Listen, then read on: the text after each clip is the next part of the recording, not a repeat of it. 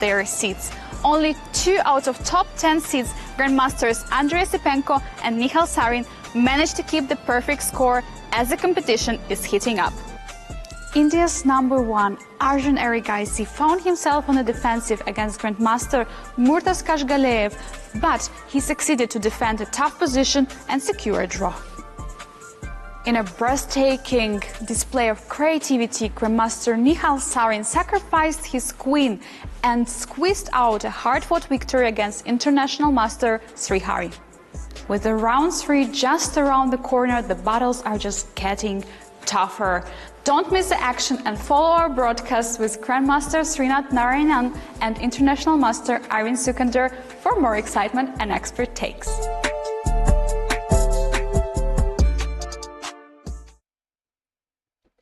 Well, thank you, Angelica, for the recap and the highlight of the second round, and welcome everyone to the third round of the 2024 Qatar Masters Open.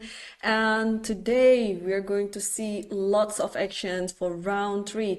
First of all, apologies for the delay. There's some technicalities, but we're going to deep dive straight to the games. But first of all, let's update ourselves, right, Srinath, about the pairings and standings after round number 2. Yep.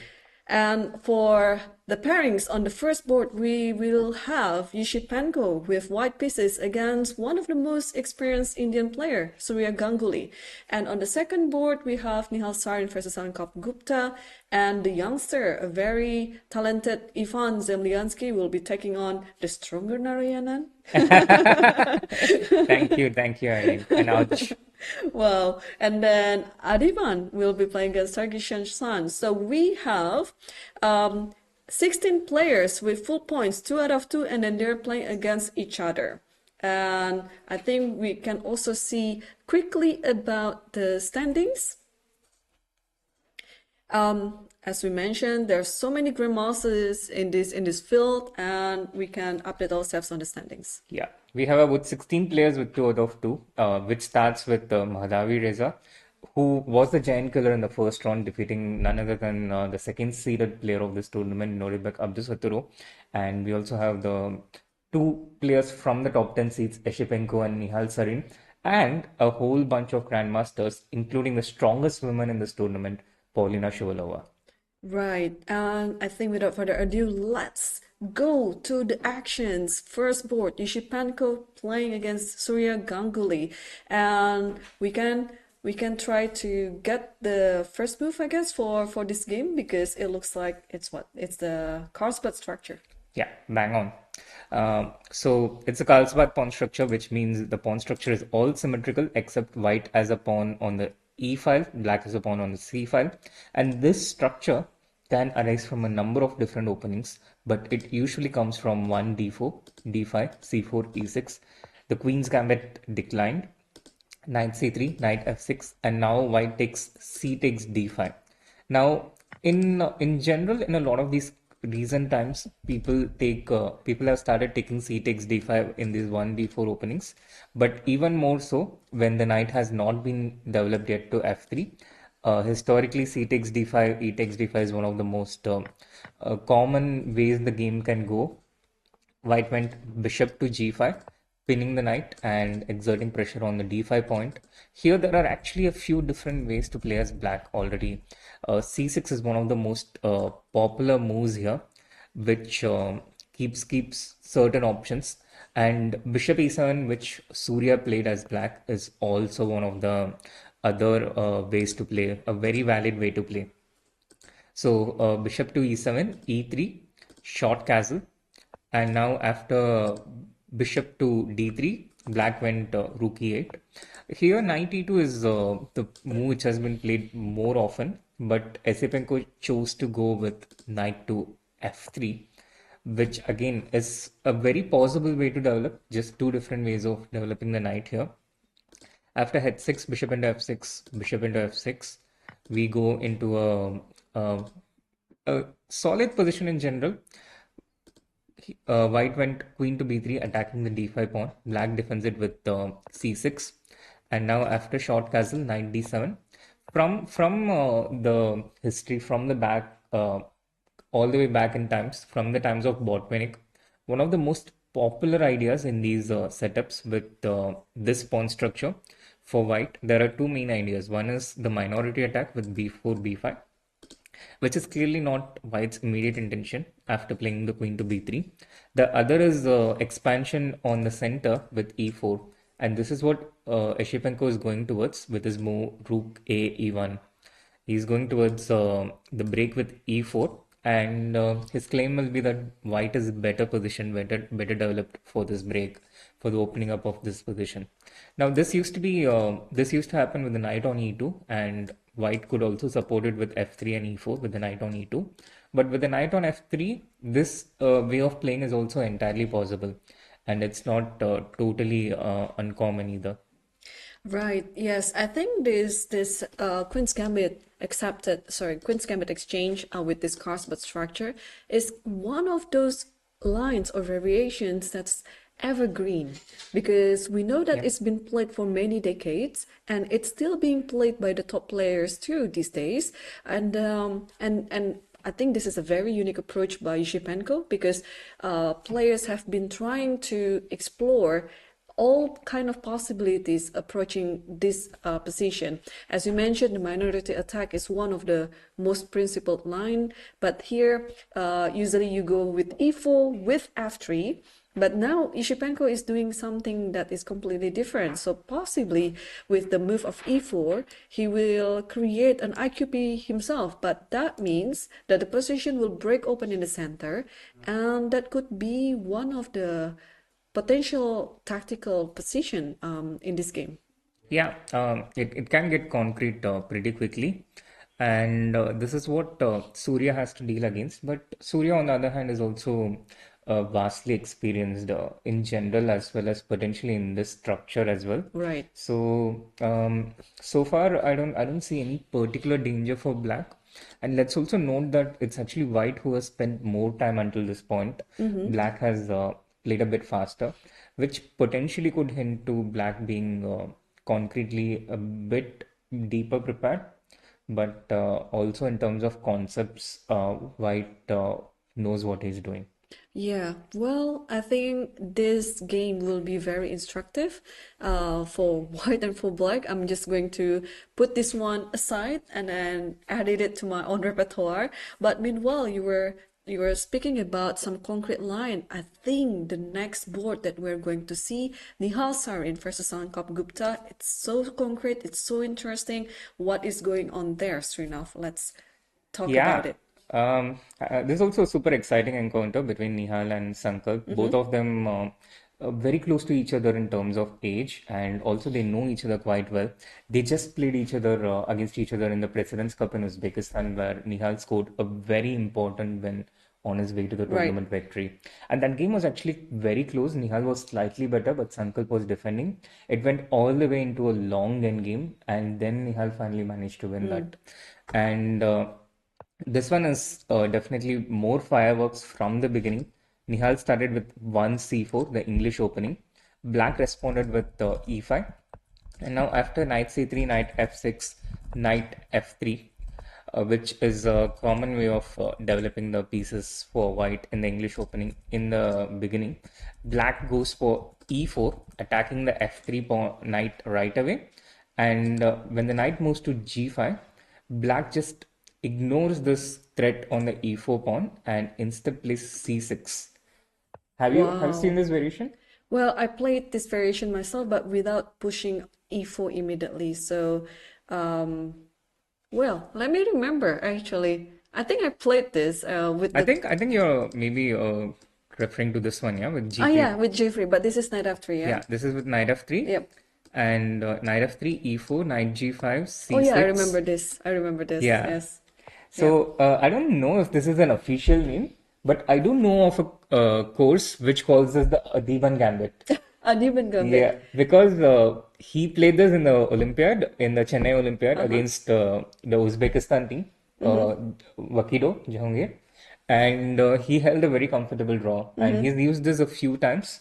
So I'm not sure if this is an official name, but I certainly prefer Adiban having this opening than his other openings. Yeah. I remember also it was very popular for some online blitz because, well, you're playing kind of a gambit, which is very interesting because in the next few moves, since you're already sacrificing a pawn, all you want to do is to seize all the initiative. So it's very, very suitable for online blitz. But now it is not online blitz, it is a standard over the board game. So let's see who is preparing better for this line.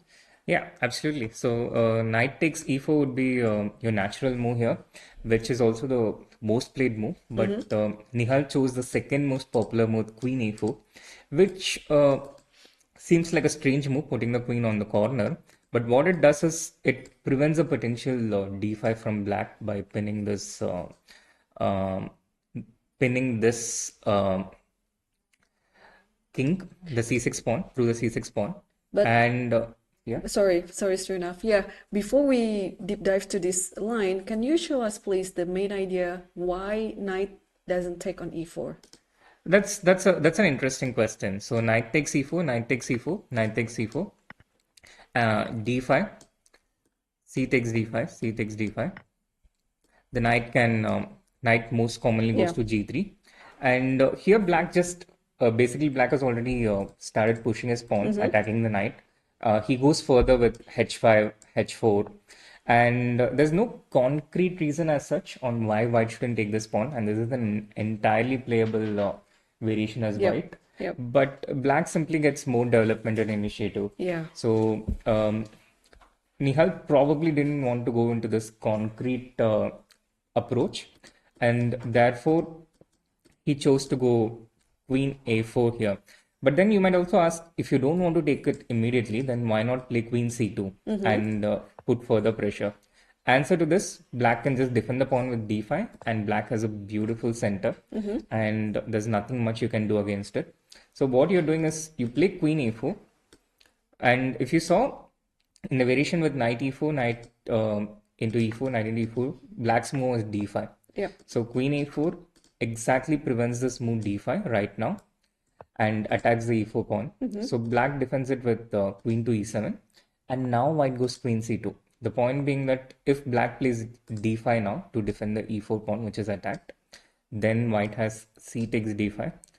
And if you take c takes d5, And it is the perfect time for our viewers to guess the move. exactly. If this was a course and I was recording the video, this is the moment where I would say pause the video, Yep. take your time, Yep. and then hit the play button. And knight takes d5 is the move.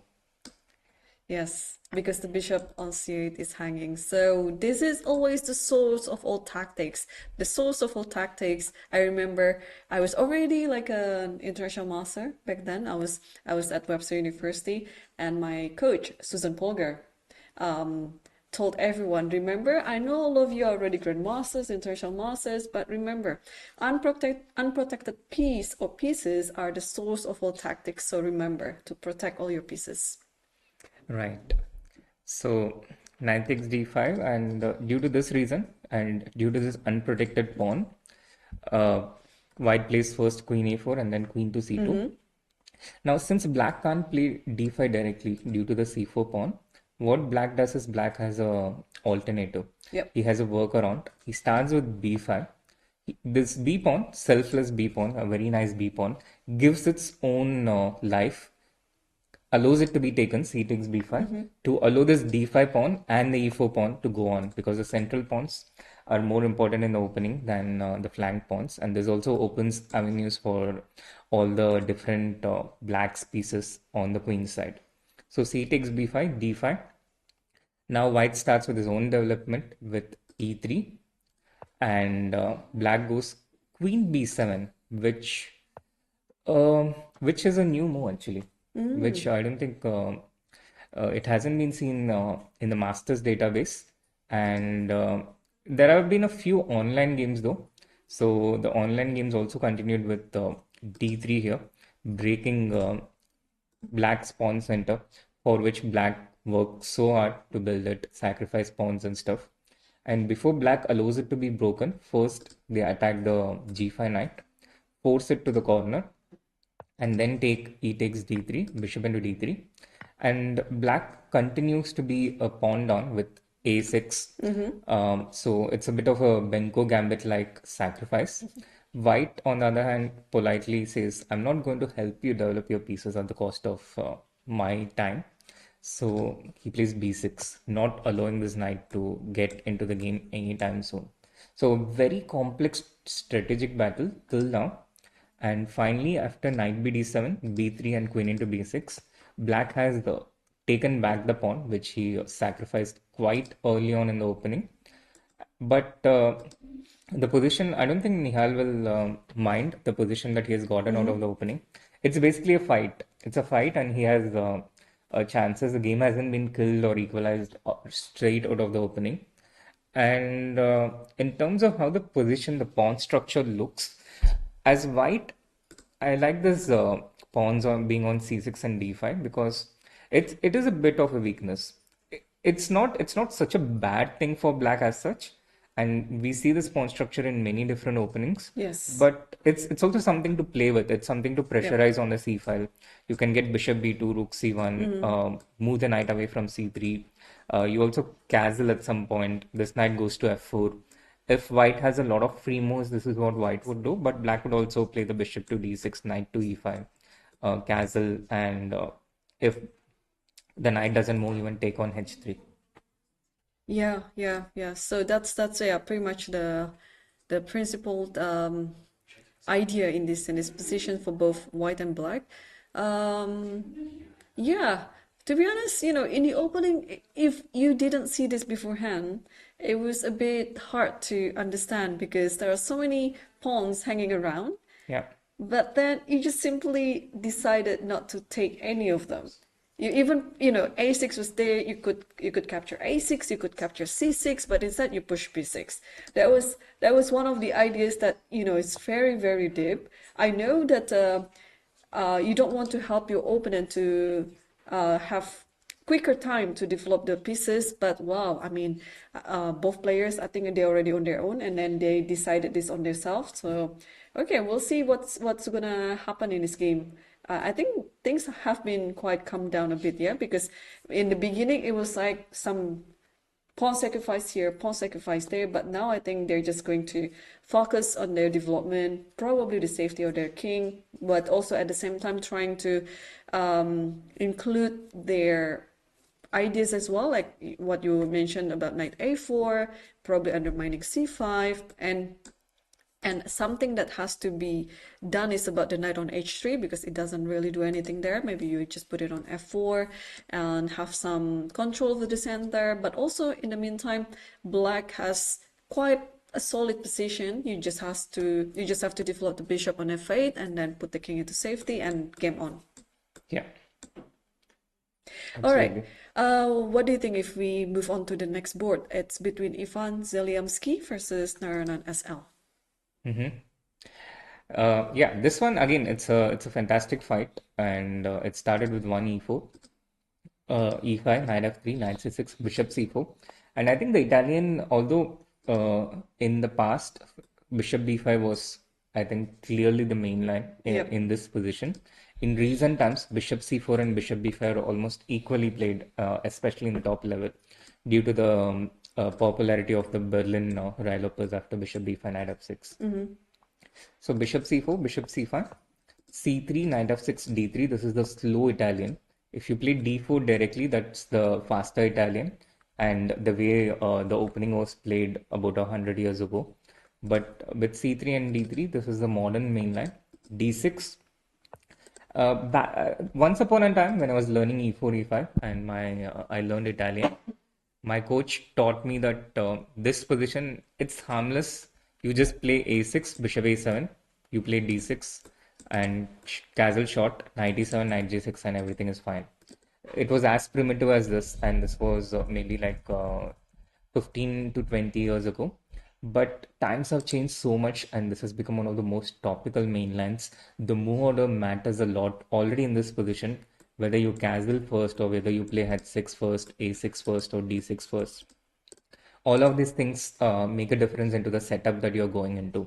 And black started with d6 here, which means basically he's not going for this forcing line after short castle d5. And the second thing is uh, with playing d6, this bishop also cannot go back to e7 anymore, and white can exploit this by playing the bishop to g5, pinning the knight. This again, for a long time, since forever, it was known that black can just play h6 followed by g5, and this bishop on g3 is a bad bishop. But a lot has changed in recent times, and this has become one of the most complex lines. People prepare with their stockfish with enormous amount of lines, but despite having this enormous amount of lines, it's impossible to remember. This is exactly the problem in our generation, I would say, because we know this classical game between Winter versus Capablanca, right? And then where after h6, bishop h4, g5, bishop g3, the bishop is caged forever on g3 until the end of the game, and that was the culprit of the loss, right? But these days, white players, they just willingly walk into this line, not being afraid of anything like that, because there's always some new chess evolvement or whatever that you can just try to get the bishop out of g3. So this is, I would say, that's a good knowledge to know, but also you feel like, do I really need this knowledge? Because without that knowledge, I would actually play this for many years. But since I knew that game, I always try to prevent myself playing bishop g5 too early.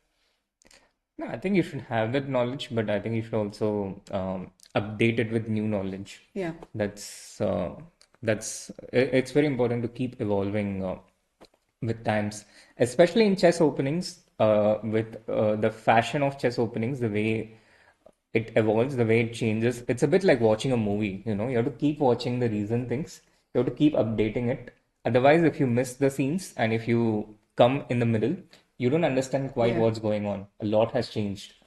So, yeah, bishop h4. And black has actually two different setups here, which is with the pawn on a6 and with the pawn on a5. It's a very subtle difference between the pawn on a6 and pawn on a5, but it leads to two very different setups.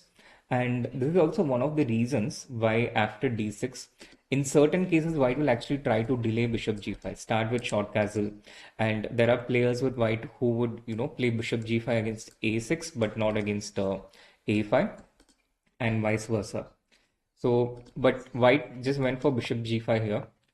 He's also a very young prodigy, Yep. just 14 years old. Yeah. So, like young Irene, I assume he knows no fear. Yes. And he goes for one of the most complex Italian variations, h6, bishop h4, a5, knight bd2. The bishop goes back to a7, the safe square for the bishop. White meets a5 with a4 of his own. He's delaying castle, but just for a couple of more moves. Black finally goes g5, bishop g3, short castle. White also mirrors with short castle. King to g7, which is a useful move in general. And usually black, he follows up with a knight h7, h5, h4, or g4 directly.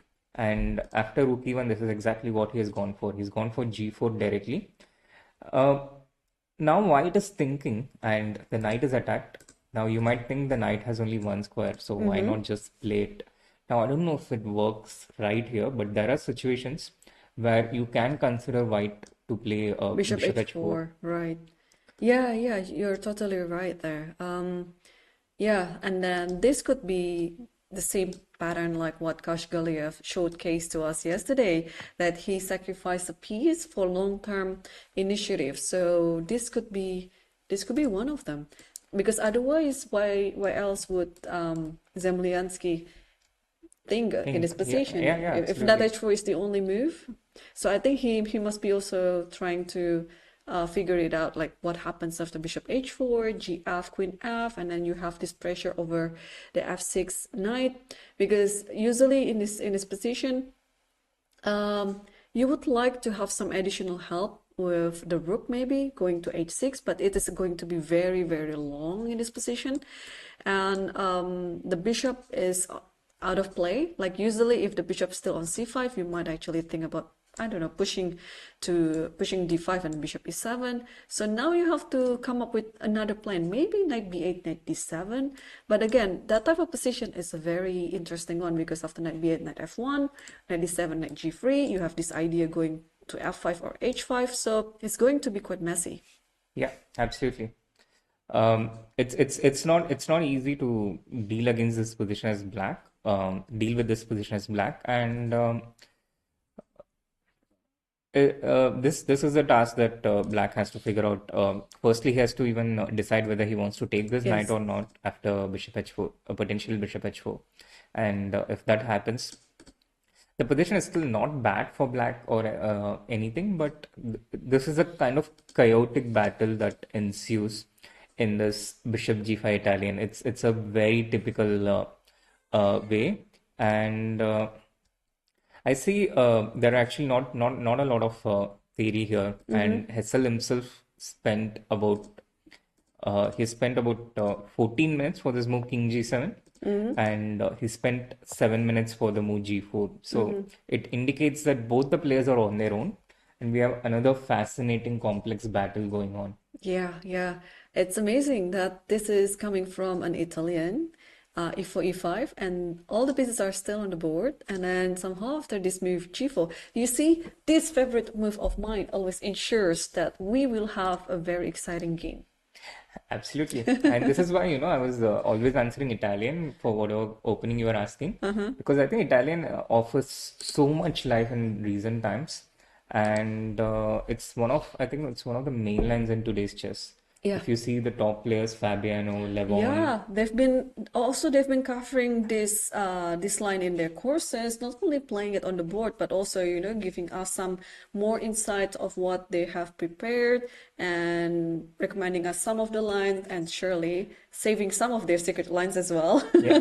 Because they wouldn't reveal everything on their courses.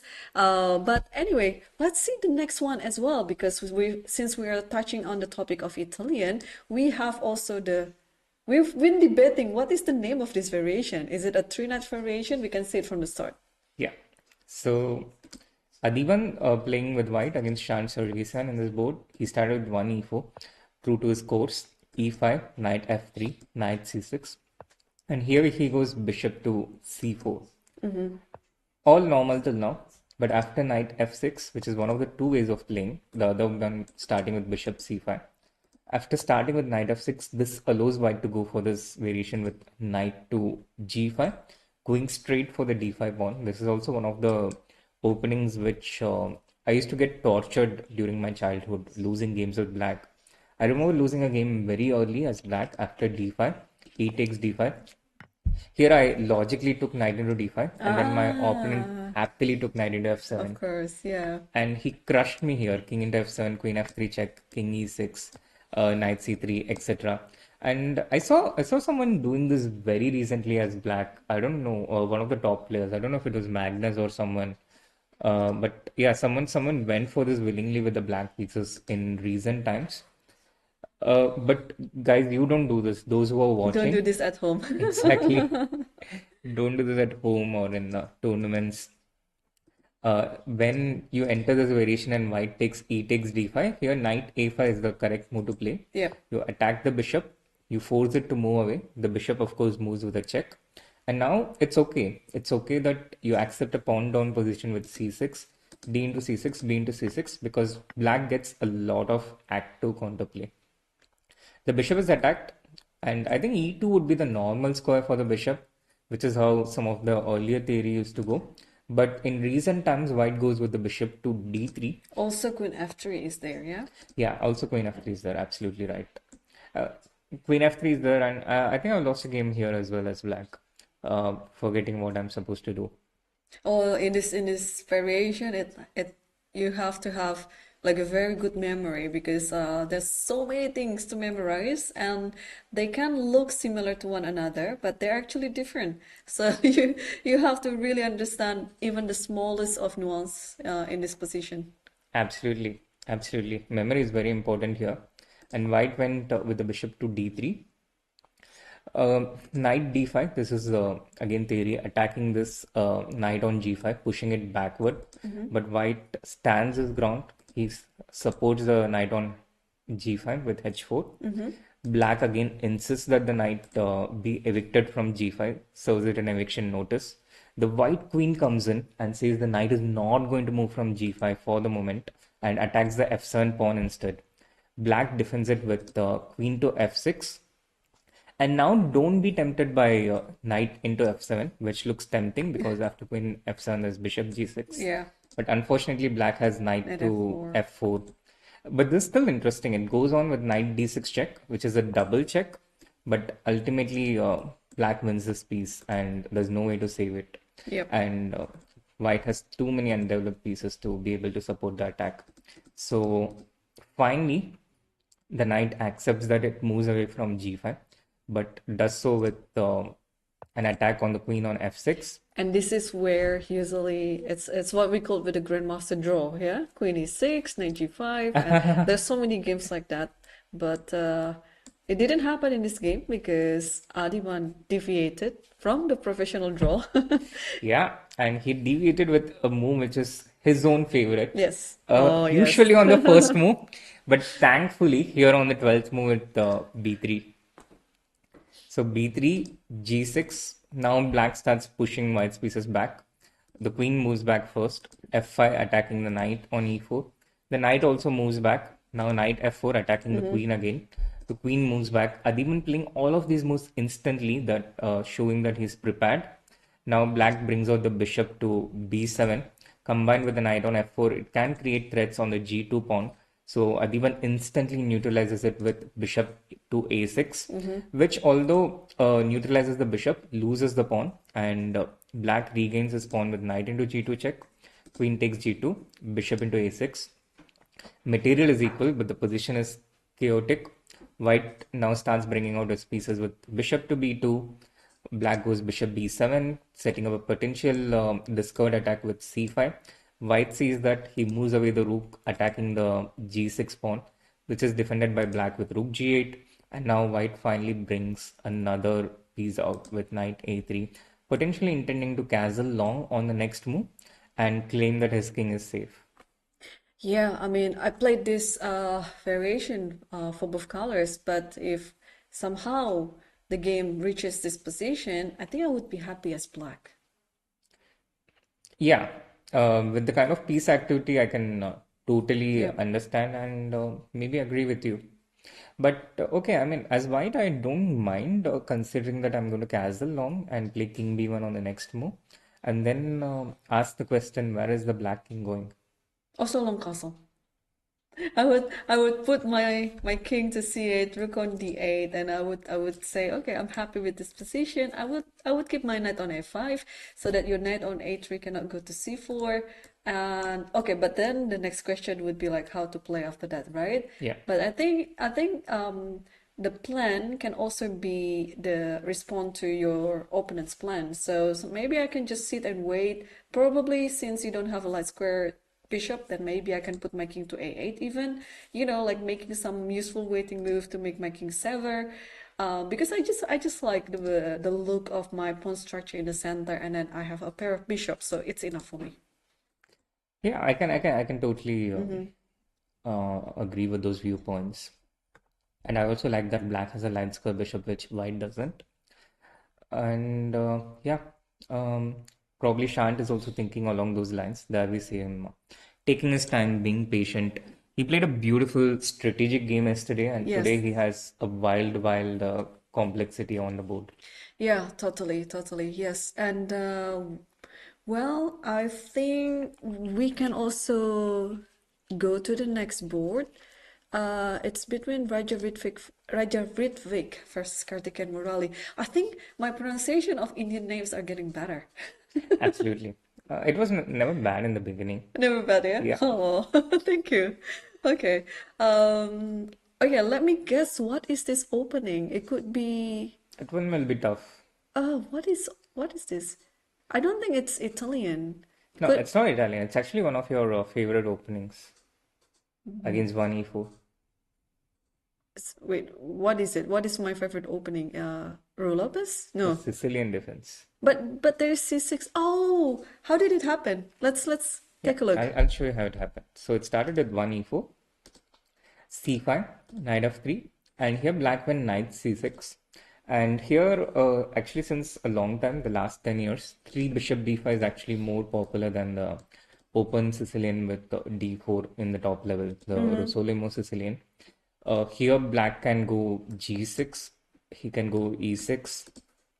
G6 is the most popular move after bishop b5, but e6 also exists. And with e6, the game resembles a bit more of the open Sicilian. After short castle knight e7, here rook e1 is one of the moves, but white has the option to play d4 directly. And this assumes the characteristic of an open Sicilian this way. Black plays queen d6 immediately, attacking the d4 knight, forcing white to take on c6. And this is exactly how this pawn structure arose, this symmetrical pawn structure. Right. Yes, yes, yes. Yeah, I remember playing some line like this as well, and then somehow it transposed into like an e4, e5 variation, but it started out with Sicilian defense. So Yeah. after this, where does the bishop go? So the bishop went to c4. Now black took the knight to g6 to develop the kingside pieces. And white played king to h1 to prepare a f4. Black saw it coming, prevented it with e5. Queen f3, attacking the f7 pawn. Queen c7, defending it. a4, gaining some space, securing the bishop on c4 against any potential b5 in the future. Now black finally develops the king side with bishop c5. White brings out his knight, short castle, knight b3, attacking the bishop. The bishop moves away, and this is the position that we have right now. I think it's fairly equalish, but maybe just a little bit better for white, because one problem black has to solve is where to develop the c8 bishop. White can play the c1 bishop to e3 very easily, but I think that might be what he has already done with bishop to e3. But for black, on the other hand, where does this c8 bishop go is a problem that he has to solve. It's a bit of a strategic problem, but not with a very simple answer. Maybe he can play queen e7 and bishop e6. But yeah, this factor gives white a very, very slight edge. Okay, I have a question here. For black, is f5 an idea in this type of structure, or is it the wrong idea to create your well, IKP? It's not IQP, but could it be IKP? IKP. Yeah, I mean, I'm not a fan of this break here because the IKP, unlike the IQP, I think it doesn't generate a lot of activity Right. by itself, and the white knight is also very close to the E4 point. So I would prefer not to play F5 as black, but this also makes it very hard for black to play for a win in a position like this. Yeah, because now after bishop e3, I think it's easier to play with white, I would say, because you just develop your pieces and maybe putting the rook to d1. I think the f rook, since it's not really working on f1 so much, and then you can think about pushing the a4 pawn to a5, just try to gain some space there. Hmm. Yeah, I would be happy to play as white in this position. Absolutely. I completely agree with you here. We are on the same team, and black has to solve a bit of problems, but if black solves it, he will also have a solid position and make a draw. Right. Okay, so we'll leave Karthikeyan to think what to do in this position, because it's not only about moves, but more like a concrete plan on what to do next, and that might be equipped with a few moves to think about. So let's continue, probably. Hmm. Looking at the next game, board 6, we have Arkady Naidic versus Polina Shivalova. She is the highest rated female player in this tournament. And what are we seeing here? So this one started with one knight of three, and Paulina went for the classical setup with d5. I think she's been doing this since a long, long time. I remember playing some online games with her during the pandemic in 2020, And since those times, she plays this setup against the King's Indian attack with knight f6, bishop g2, e6, short castle, bishop e7, and white goes for the King's Indian attack with d3 castle, knight d2, and e4. And in these types of positions, one of white's plans is to play e5, rook e1, knight f1, bishop f4, and go for an attack against a direct attack against the black's king. White prepares it with rook e1, black prevents it with queen c7, and now instead of going for this setup, direct e5 might not be possible because of knight d7. White can play queen e2 here, and he can still go for the King's Indian attack with this direct attack. But instead, he chose a more positional approach with c3, which supports the center a bit more. Black went rook to d8. Now queen e2, b5. And here, instead of going e5, white actually took e takes d5. Knight takes d5, a4, taking the game into a completely different Different territory. turn, yeah? Yeah, Yeah, because all I know about this type of King's Indian attack, reverse King's Indian attack, is like you just close the center, you push all the pawns on the king's side, and then somehow you maneuvered all your knights to g4 and etc. But here I think we are going to play on a completely different side of the board because white captured the pawn on d5 and then pushing a4 pawn, and yeah, the resulting position will take us to a position where we're just going to play on the queen side. yeah. A very different approach from Arkady here. Black went b4, and he closes the queen side with c4, which I wouldn't have seen it coming. The knight retreats to f6 towards the center. White went knight to b3, eyeing the c5 pawn and blocking the b pawn, which is not so relevant now, but more important is the control of the d4 square. Black goes bishop to b7, and now white develops with a tempo with bishop f4.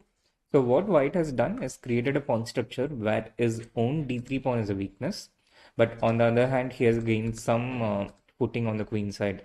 The c5 pawn is a potential target, and he might try to break with d4 in the future.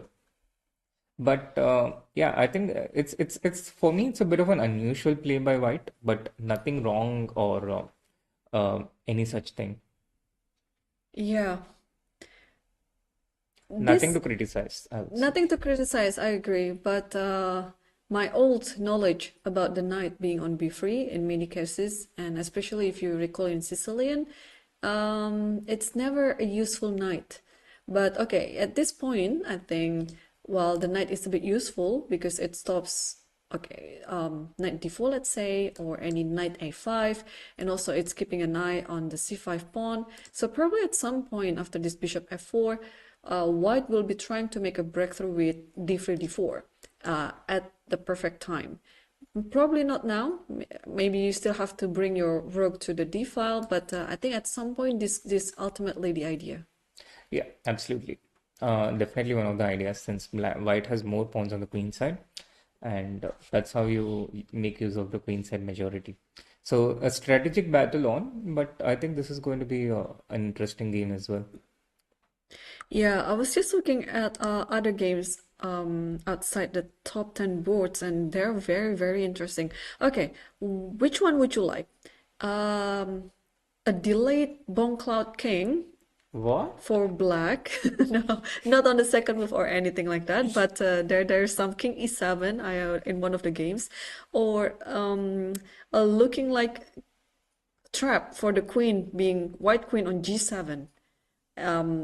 It says there was a fianchetto bishop on G7. Which one would you like to look at Wow. first? Let's look at the queen being trapped. So let's go to the game between Nguyen Ngoc Trongson versus Arat Nazari. It's board 23. Oh, oh, wow. This is one of the personal style by Nguyen Ngoc Trongson as well. He likes to play some unusual line that surely will bring his opponent to uncharted water. But I think in this position, he's bringing himself to this uncharted water. Yeah. That's the boundary, the thin boundary that you can easily cross when you're trying to do this 2 + 2 is equal to 5 thing that Tal used to talk about. Right. Okay. So the current position, knight 5 f6. But okay, white is not in any immediate danger, yeah, because No, the it's queen not. can escape. The queen can escape to h6, and I think this knight can also go back to c3. That's my initial instinct to keep a defensive knight near the king and also cover the a2 entry point. I just want to ensure that this is covered. Black's last move was the knight coming from d5 to f6, and this opens up the queen. I would ideally not want to allow this, so I would want to go knight to c3 and then play queen h6 and bishop h3 and get my pieces out. But I'm just thinking like a human, like a non-stopfish entity. Right, right. Yeah, this looks unusual. And I think both white and black are still pretty much fine. Yeah, it's just some calculation. Soon, probably the king on e8 will be castled. And then after the bishop on f1 develops, then white's king should be safer. But what is very unusual and could be the upset of the day, are you ready, Srinath? Yeah. Let's go for it. It's board 18. It's between Madaminov Mukhiddin versus Nigmatov Ortik. And I think this is a Oh, very good example on how you should prioritize your pieces activity compared to oh. material. So we can take a look from the start actually. And if Mm-hmm. I'm not mistaken, Madaminov is the latest Uzbek, Grandmaster? yeah, the latest Uzbek grandmaster. I think Right. he is still like 16 or 17 along that line. Yeah, I know that he's very young, and I do remember losing quite a few games against him, especially in the online blitz and ones in the world blitz itself. He would play very fast. I was a grandmaster, and he was not at that time, but he was still the more confident player. But later I realized playing fast is a double-edged sword, and I managed to get back a win on my own. And maybe something similar happened today as well. He started with one e4, e5. He went for the Roylopus. His opponent went for a6, bishop a4, bishop c5, which is a very new, trendy, fashionable line, which allows white to build a center with c3 and b4. But black takes, plays the bishop to b4 with a check so that white does not get an imposing center and manages to challenge it with d5.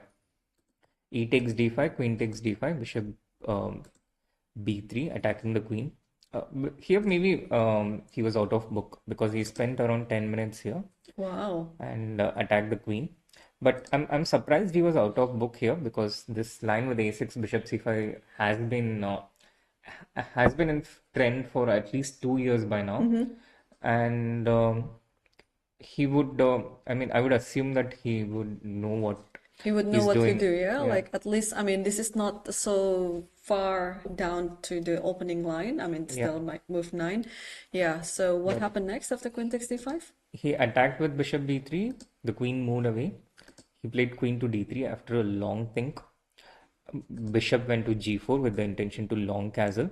White tried to prevent it with knight g5, attacking the f7 pawn, but black went long castle anyhow. Anyway, yeah, so I like this type of approach, especially in the opening. And then when you know that you caught your opponent by surprise and that your opponent was already on his own after move 9, you can pretty much, sacrifice this, sacrifice that. And I love such sacrifices when you're just giving up some material like that for a huge activity. So after long castle, white took on f7, yeah? Yeah, white took the pawn and he's like, show me what's wrong with it.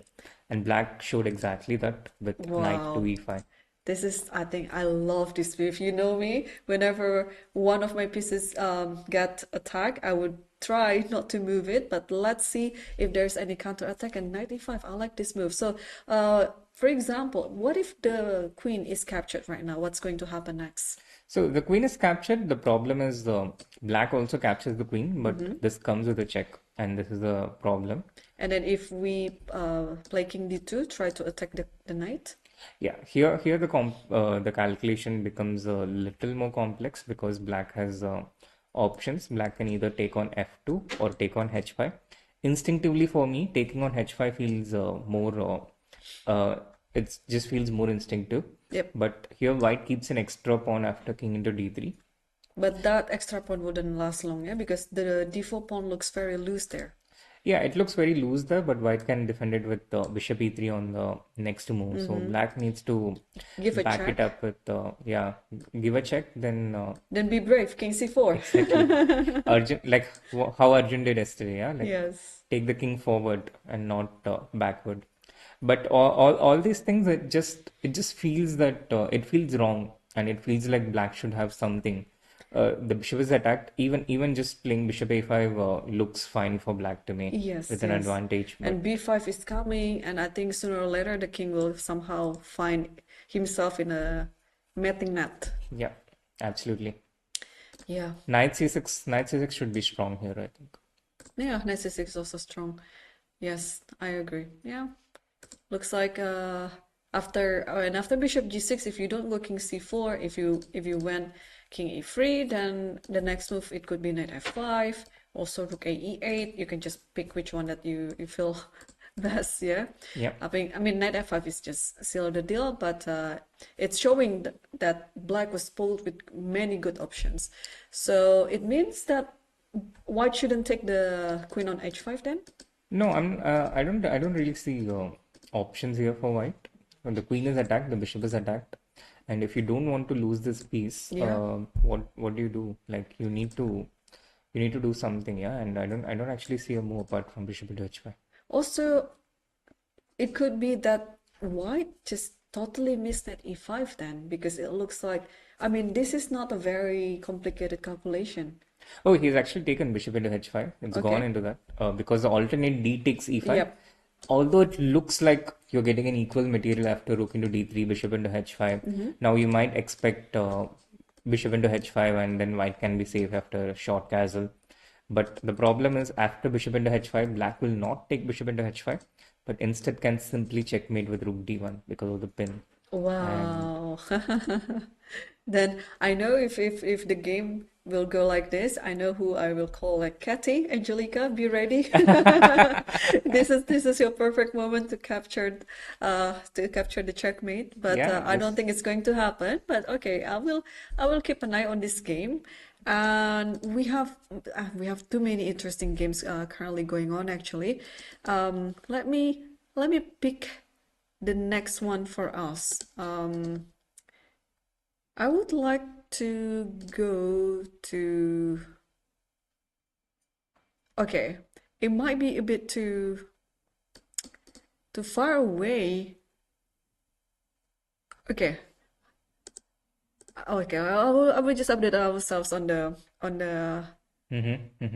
first board, I would say, because things have turned quite drastically, and you see, you wouldn't suggest that Wow. it was coming from a crossbar structure. But okay, we saw the last move was rook f e1, was it? Rook a1. Rook ae1, sorry, rook ae1, yes. And then here, after rook ae1, Surya decided to play knight b6 and then try to play in the queen side. Yeah. And white went a4, trying. This is actually also one of the most recent strategical advancements in this Queen's Gambit decline positions, gaining space on the queen side. Black responded with rook to b8, preparing to meet a5 with knight to c4, played almost instantly, giving up the d pawn after bishop into c4, d takes c4, queen into c4 for white's a pawn. And this is how we reached a position which doesn't look like the Carlsbad pawn structure, because after rook a1 attacking the queen moved just a little bit to protect the a7 pawn. White went queen to a4, but this loses the b2 pawn. Black started with bishop to f5, developing the bishop, securing the center, and after queen into a7, queen into b2, I must say the position looks completely fine for black. There's no way to get the rook to b1 anytime soon because the bishop on f5 is guarding it. This knight can go to c5 maybe, but in a long-term battle, I in general would prefer the bishops over the knights. So two knights against two bishops, but those two bishops are absolutely fine. And I don't see any particular reason for white to be better here. The pawn structure looks nice. It's one island as compared to two pawn islands for black. But I don't think that's such a significant factor in this position, especially compared to the two bishops. Right, yeah, I also generally prefer a pair of bishops here, but I think what Yushipenko is trying to do is to approach this game concretely. So after this knight a4, knight goes to c5, at least he can grab a pawn on b7, which looks like the weakest point in this position. Yeah. But I agree with you. These two bishops, they could do damage. So even though the b7 pawn might lose, but with this pair of bishops, you can try to make some counter attack to the white's king. So no, this is interesting. This is interesting. I'm sure Surya is looking away on how to attack the king, but first of all, right now, he has to prioritize the queen first. Where does the queen go? So my initial thought was to take the queen to d5 towards the center. Another way for the queen to escape from here is on c2. But I was calculating this variation with queen b3, knight c5, and now actually just give up the b7 pawn with queen d5. And if white takes knight to b7, then initial thought was bishop to e4 to exert pressure on this point, and this is based on this tactic that rook a5, taking the queen out from d5, does not work because black has this brilliant tactic with rook into b7. Queen takes b7 would be queen a5, and if rook into d5, rook into a7, and black stays a piece up. So queen b3 and queen d5 is my initial instinct here as black. And apart from that, I mean, I think black should also have other ways to play, but I generally like my pieces to be in good squares. And I can also imagine Surya thinking the same way because we are not that many years apart. Um, we come from a school of chess where you just put pieces on good squares, play Right. strategically. Classical, Yeah. yeah. Yeah. Oh, by the way, this is surely interesting on its own right, but let's move on to board 13 because you will not believe what you're going to see. Yeah, Salem. I just had a sneak peek and I'm like, wow. And I'm not entirely surprised if you randomly show this position and ask me to guess the white player. I would have probably told you that I might have guessed that it's Salim because I remember recently he also created another brilliant masterpiece Yes, not very yes. long ago Yeah. with a queen sacrifice, and this time he goes for a rook sacrifice, which I think it began from. Let's see how the G file opened. I mean, maybe quickly take from the beginning. It's I think we can go to the current position first and then after the game finish because I think this is going to be it's going over to be, soon. yeah, And then right. we can look what happened before that because let's take a look after rook takes g7 and then in this position king takes g7 and then you come up with queen g5 of course because that's kind of like what you want to do after you sacrifice the rook. King h8 is only move, then bishop takes f6, bishop takes f6, queen f6, and king g8 is the only move. And now you just want to somehow jump over the bishop with the rook to g1. So here, I guess, what will Salim do is to play with the bishop, but you also have to keep an eye on the c4 pawn. But bear in mind, the current position, Salim is a rook down. So bishop, okay, I was about to say bishop d3, but of course the Yeah. bishop on d5 is hanging and this is going to be game over. Rook g5 is there. You can only stop it with h6, but after h6, how are you going to play? Like, what is the quickest way to win? Because I think anything wins Rook there. d4, yeah. Rook d4 wins, yeah? Yeah. I think rook d4 should. You asked me the quickest way to win. Yeah, the quickest way. And then h5 and then rook d5 again. Exactly. Yeah. Yeah.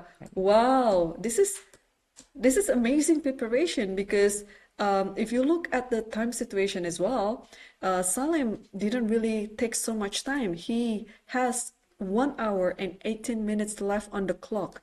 So it shows that the preparation is there, and he just unleashed it. And I know for a fact that he's working with a very strong Polish grandmaster, Sochko Bartosz, and I think their collaboration has been very fruitful. Absolutely, and Salem also plays quite fast in general. So I wouldn't be surprised if he came up with one of these brilliant ideas over the board once the preparation ended. But yeah, also having a quick look at how this rook into g7 even came into the picture. I guess the G file opened at around this point. There's all theory in the Queen's Indian defense. Queen D2, knight into F3, G takes F3. So this was the point when the G file was opened. And then after bishop E7, rook G1. Here, black very bravely went for short castle. And at least till this point, Salem was prepared. He went with bishop B2, also played very quickly. The bishop and rook working in tandem against the G7 point. A5, B5, D5, long castle by Salem, queen to C7, and here white, this is where the combination begins. He starts with E takes D5 first, so that after E takes D5, knight takes D5, the route for this bishop on B2 is cleared, and after bishop into D5, now instead of doing anything about this bishop, he goes directly for rook into G7 check, king into G7, queen G5, king H8. Takes everything, and now rook into d5, and I think you can make an Instagram reel out of this game. No, this is totally, so far, is the game of the day. Like, yeah, from start to finish, he just, sees every single opportunity and finish it off in a very fabulous manner, I would say. Well, technically the game hasn't ended yet, but for practical purposes, I think the game is pretty much over. Yeah, rook yes. e8 makes sense. The rook tries to create an escape passage for the king to try and escape from this attack. So let's play with a few checks. Rook G5, Queen H8, and Rook E5 again. So depending where the king goes, if it goes to the light square, then I can use my bishop. But where else can you go? There, then Bishop H3. But if you go to D8, the rook on E8 hangs. But if you go to D6, I think you can play Queen F6, right? Or Yep. Queen F6 followed by Rook If D5 if with you're the checkmate. not content with just winning a piece with rook into e8, That's right. then you can go for the checkmate. No, I'm not content with I want the kill, I want the checkmate. So here Rook E6 is not only move, but if Rook E6 happens, then Rook D5, that's the checkmate. If not, then there's a Bishop H3 as well. Yeah. Wow. Perfect. And there you go. After Rook G5, there's a resignation by Ayush Sharma, and therefore Salem, I think, is the quickest player to win in this round, because I was just scrolling all the games in the A group. Yes, it is the first game to finish. Well done. Very, very well done. From start to finish, it was very instructive.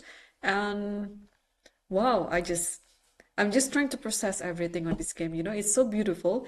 And as a chess player, if I could win a game like this, I would be feeling so satisfied.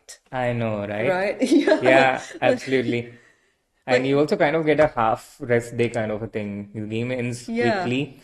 You can go back now. You can just chill, go to the cafe. First, I think you shoot some video of your game in modern times, and then yeah, you can just chill out and watch the rest of the games. Yeah. I mean, this is a perfect game, I would say. Like, I think the preparation itself was very good, but of course, you cannot just rely on your preparation. You have to also calculate, right? But this game, it shows that Salem was a perfect calculator. So right after the preparation was done, he was just on his own, but it was just perfect till the end. Yeah, you make a good point about the preparation as well. And I also observed that his opponent, Ayush Sharma, he plays exclusively the Queen's Indian I see. defense.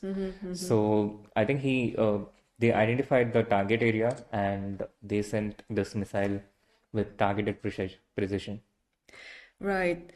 Okay, so which one would you like to see next? I think in the top 10 boards we left a little bit of the good games. Let's take a look on Saidalia versus Arigasi Arjun. Arjun Erigasi, after a surprise draw yesterday. I don't know if it was a surprise, a good surprise or a bad surprise, because I mean he was a big favorite to win the game before the match. Yep. But during the game he was under so much fire that I think I saw him at dinner yesterday, and it was a bit of mixed feelings, but he was more happy than sad that he made a draw yesterday. And today he started out with the black pieces, and against e4 he played one e5, which is used to be a solid way to begin, but not anymore, because after knight f3, knight c6, against bishop b5 there are a number of different ways to create a fight. We just saw one of it a bit earlier in the game of Madamino against his Uzbek counterpart. And here his opponent played bishop to c4, and now after knight f6 d3, the slow Italian, Arjun, instead of going bishop c5, he went for the setup with h6. And this setup h6 is becoming more popular these days, right? It's a very good alternative compared to bishop c5, which is like the main line, of course.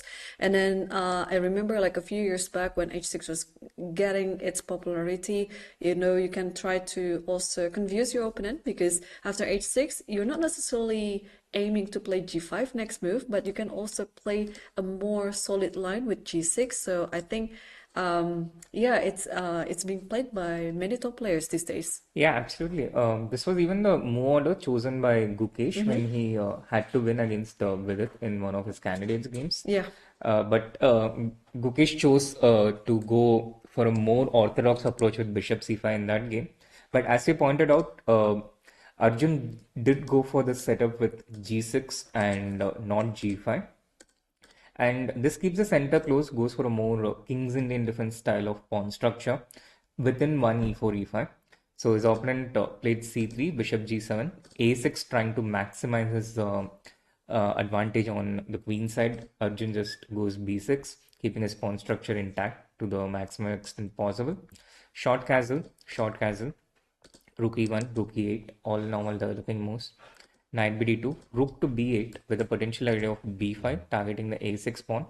White prevents it with bishop to b5, attacking the c6 knight, which is defended by bishop b7, knight c4, and now Arjun offers a trade of the light square bishop with knight to e7, and this gets traded off bishop to e3. Now Arjun prepares f5, King's Indian style, with knight to g4, bishop d2, f5, and after b4, rook f8, queen e2, we have the present position, which I quite like for black actually, because white is not doing a whole lot on the queen side, where white general counterplay is in the King's Indian defense structures, and black is making some progress on the queen side. He has the f5 break.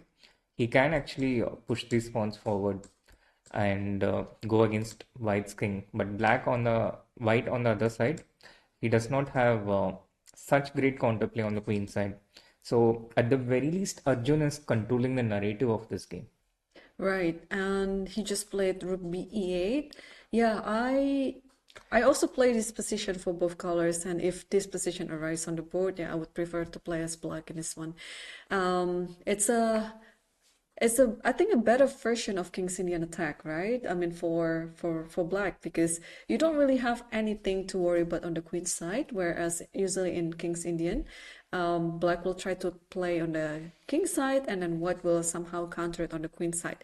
But in this position, I think black can very, very patiently setting up all the pieces in order to attack the king side from the f to the h files.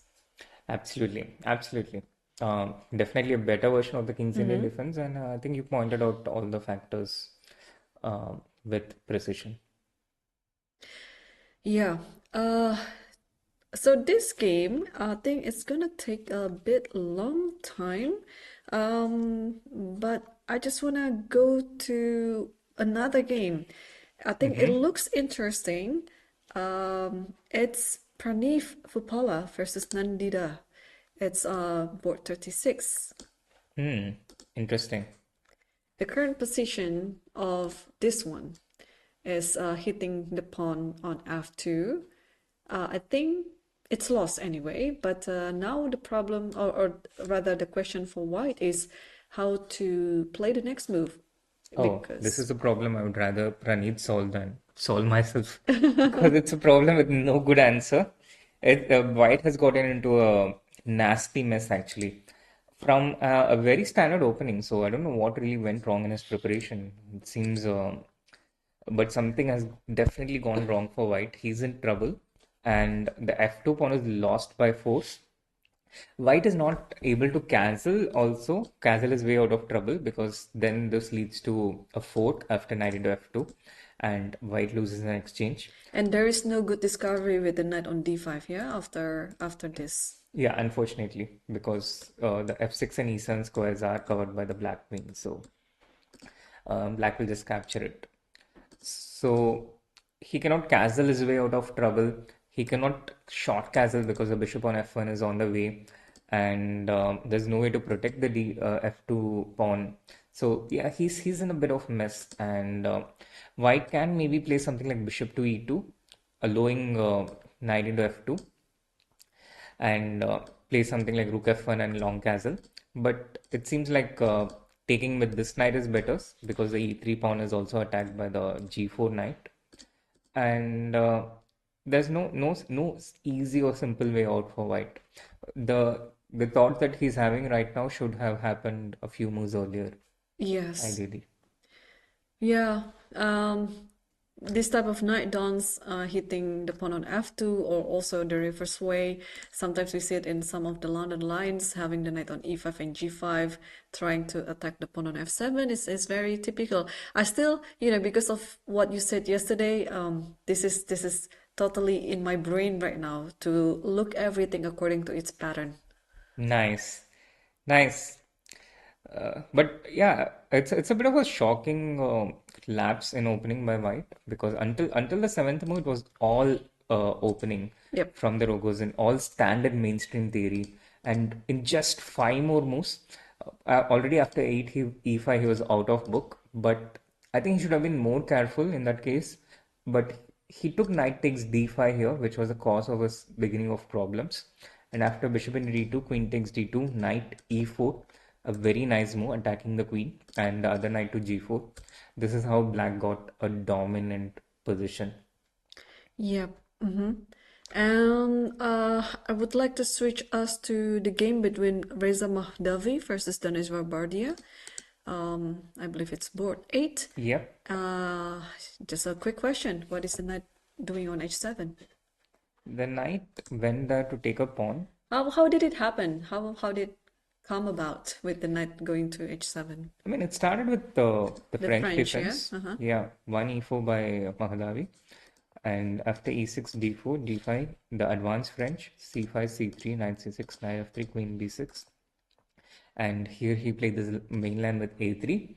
And black went c4. Now, No. again, in Yes. my childhood, I was taught not to do this as black. You don't close the queen side because that's why you get your counterplay as black. So we always looked at variations with c takes d4. But I never quite understood, why this was wrong. And I always struggled with the white pieces because with everything closed, I didn't know what to play or how to play. And in recent times, this variation has also seen a surge in popularity because it takes the game into non-concrete waters and that favors the stronger player. So he played c4, knight d2, which prepares a pawn break. Black immediately prevents it. Rook b1 trying to reinforce it. Now black develops bishop d7, intending long castle. White doesn't go for the b3 break for now, but instead he develops with bishop e2, long castle, queen c2, king b8, all normal moves. h4 on the king side. Yep. Already I don't understand what white's strategy exactly is. And now he goes for knight to g5, attacking the f7 pawn. Because normally you would like to somehow make b3 work, right? But I think there is no sign of him trying to make b3 work anyway. I mean, because bishop a4 is always there, the queen on c2 is kind of a bit awkward. Exactly. That's actually a good point you mentioned because after b3 takes knight takes b3, this idea with bishop e4 is a problem to watch out for, and this is how black effectively prevented white from getting this freeing break against black's king, preventing white from opening the B line against the king. So instead, he started focusing on the king side, but this is where his misadventures started. He started with knight to g5, black defended with bishop e8, and now after knight into h7, he happily took a pawn. But black had other ideas, and he went for f6 here with the idea of bishop to g6, and there are actually 3 of white's pieces on this diagonal. Yeah, that's a bit too greedy for the knight there, and this is not a case that you have to prioritize your pieces development activity over a pawn like that, and it's very dangerous too, because as you can see that the white's pieces are not ready, and I would be very, very afraid if there was a pawn like that, and I don't think I would capture it. I would just, focus on my own development first, and then okay, see what plan that I was going to do, because h4 is a bit committal anyway. Maybe you have to follow up with some move like g3, bishop, let's say, yeah, g3 and then bishop. I think bishop on e2 is a bit misplaced too. Maybe just going to f1, h3. There's some setup in this type of position that employing all of this maneuver on the king side, because if you don't want to touch the queen side, then I think the only side that you can play on is the king side. Yeah, and the pawn breaks on the king side with f4, f5, as you pointed out, the bishop on h3. But probably white was not. He went for a more direct, concrete approach, and maybe after f6 he saw that h5 and everything is taken care of. There's no bishop coming to g6, but with the king on e1, rook on h1, and the general unpreparedness of white's pieces, black opens up the position with fe, de, d4 with the idea of d3. White addresses it by taking the pawn on c4 and thereby preventing black from playing the pawn to d3.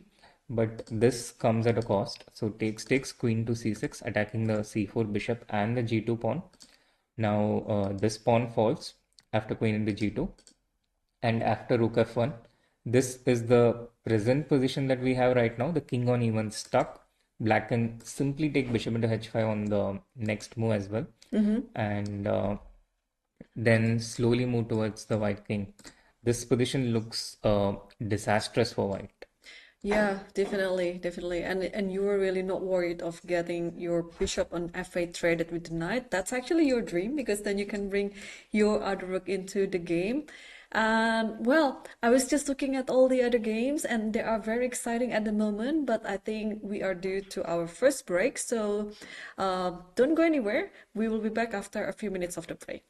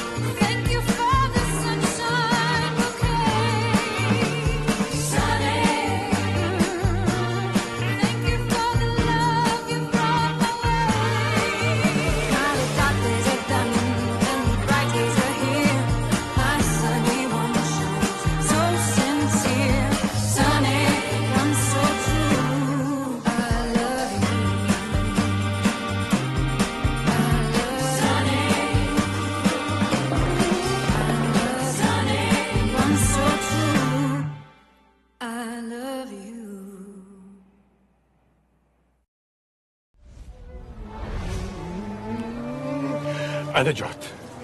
إيش تاكل؟ على هواك. يا ليت العيال كانوا معانا. دم. يلا على قطر.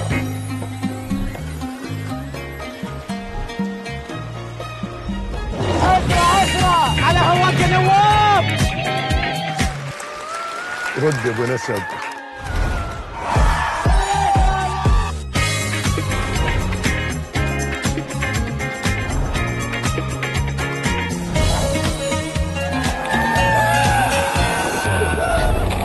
صوت العيال معانا هنا. ايش ربع عسل؟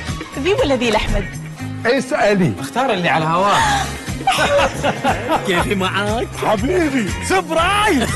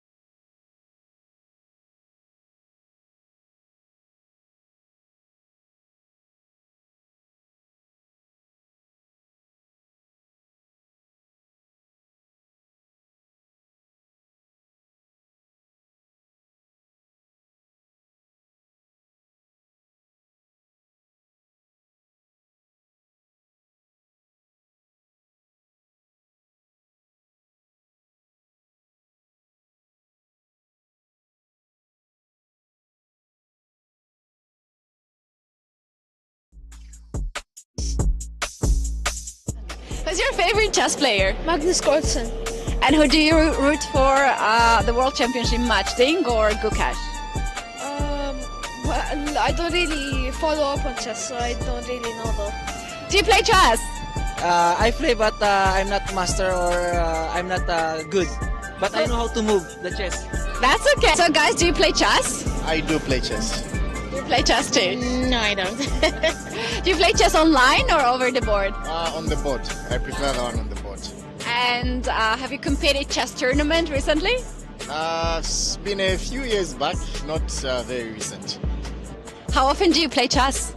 Well, it depends. In the summer, I play with my friends quite a lot though. But what do you like the most about the chess when you play? About smartness. Smartness, no? Is there right now we're at the Formula One? Is there any connections in your mind between Formula One and a chess? Something similar? Like fast thinking. Hey, who's your favorite chess player? Actually, I don't know regarding who's the player, but I don't know who's the good one and who's the master now. But I know how to play. Yes. Who do you want to see in Qatar Masters? One of the top 10 guys, let's say, in the world of chess. Definitely people like Magnus Carlsen, like championship winners.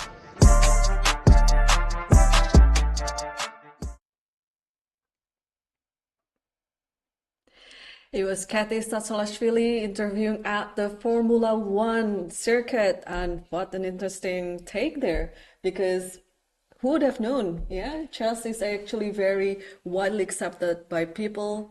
It doesn't matter if you're at the chess venue or at the Formula One venue. Absolutely. Like we were talking yesterday, people play chess anywhere, everywhere. Yeah. You just need a phone and you have a chess board on it. Yeah, exactly.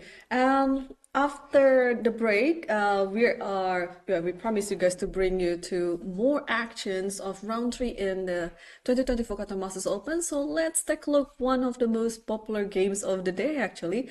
It's between Nihal Sarin versus Sankap Gupta, because there's so much stakes here. Not only about the tournament itself, but more to like the personal record against each other. Oh yeah, absolutely. And we were last at this point when after b3, black took queen takes b6. Here Nihal continued with short castle, I think natural move here. Black went bishop to d6, and white played the bishop to b2, developing, completing his kingside development. Queen c7, attacking the h2 pawn, and thereby forcing Nihal to play his own pawn to f4, which was probably undesirable. Now, if I was in this position, I would try and look for ways to sacrifice this pawn, but not compromise my structure with f4. Nihal also probably thought along similar lines, and he took his time. He took 10 minutes, but he decided f4 was the best way forward, and black continued with short castle. Now, to justify the pawn on e4 and not have a backward pawn on e3, Nihal liquidated it with e4, and after d takes e4 and a masked trade on e4, black went knight to c5, attacking the e4 bishop and also threatening bishop into h3. And Nihal saved it by first giving a check on h7, forcing king h8, and then bringing the bishop to f5, thereby protecting both the bishop as well as the knight. White would much rather trade the light square bishop to the opposition bishop than with the knight. And the position has reached an interesting middle game where white still has the better pawn structure. The problem in white's position is a bit more about the placement of the pieces, especially the knight on h3. If this knight was a bit better placed, then white would enjoy a comfortable edge. But due to these factors cancelling out each other, the position remains roughly balanced. I think I would like to argue with you, because thanks to the knight on h3, I don't know, maybe this is objectively bad, but I like the idea of having the knight going to g5. But of course, I would make some preparation with rook f3. So should you take my knight on g5, there you go, rook h3, queen h7, and then checkmate. So I like the potential idea that at least this tactical, like matting net situation can actually happen on the board. So now bishop f5, whether or not you take my bishop, I can actually take on c8, and then I can continue with my plan with rook h3, knight g5, or if somehow knight g5 is not allowed, then I can still do something with my other rook. So I think I can try to make use of the knight on h3. Oh yeah, absolutely. These dangers definitely exist in this position. But as black, maybe I would take on f5, and put one of my knights on e6, so that the knight is guarding against any potential entry and also protects the g7 point. And with each move, black will try to counter these, Oh, aggressive queen attacking h5. options. No, queen h5 with the idea queen h6, and then maybe I can push f5. I don't mind sacrificing my pawn on h2. You can have it, but then I'll have f6 next. Clash of styles here. Yes. But I think this is also what we are going to see over the board. There is going to be a definite clash and a clash of different styles. Sankalp over the board is thinking after bishop f5, but for me, this idea with bishop into f5 and 96 pretty much suggests itself. The knight looks well placed on e6, but as you point out, the position is not completely without its dangers, and Yeah. white can create a lot of chances. Yeah, Yunobi, in this type of position, absolutely, I would choose white over black just because white has more initiatives on the board, or maybe technically, I mean, objectively speaking, it's still 0-0, yeah, Yeah. the position is kind of equal, but yeah, I like how all the initiatives that white can do.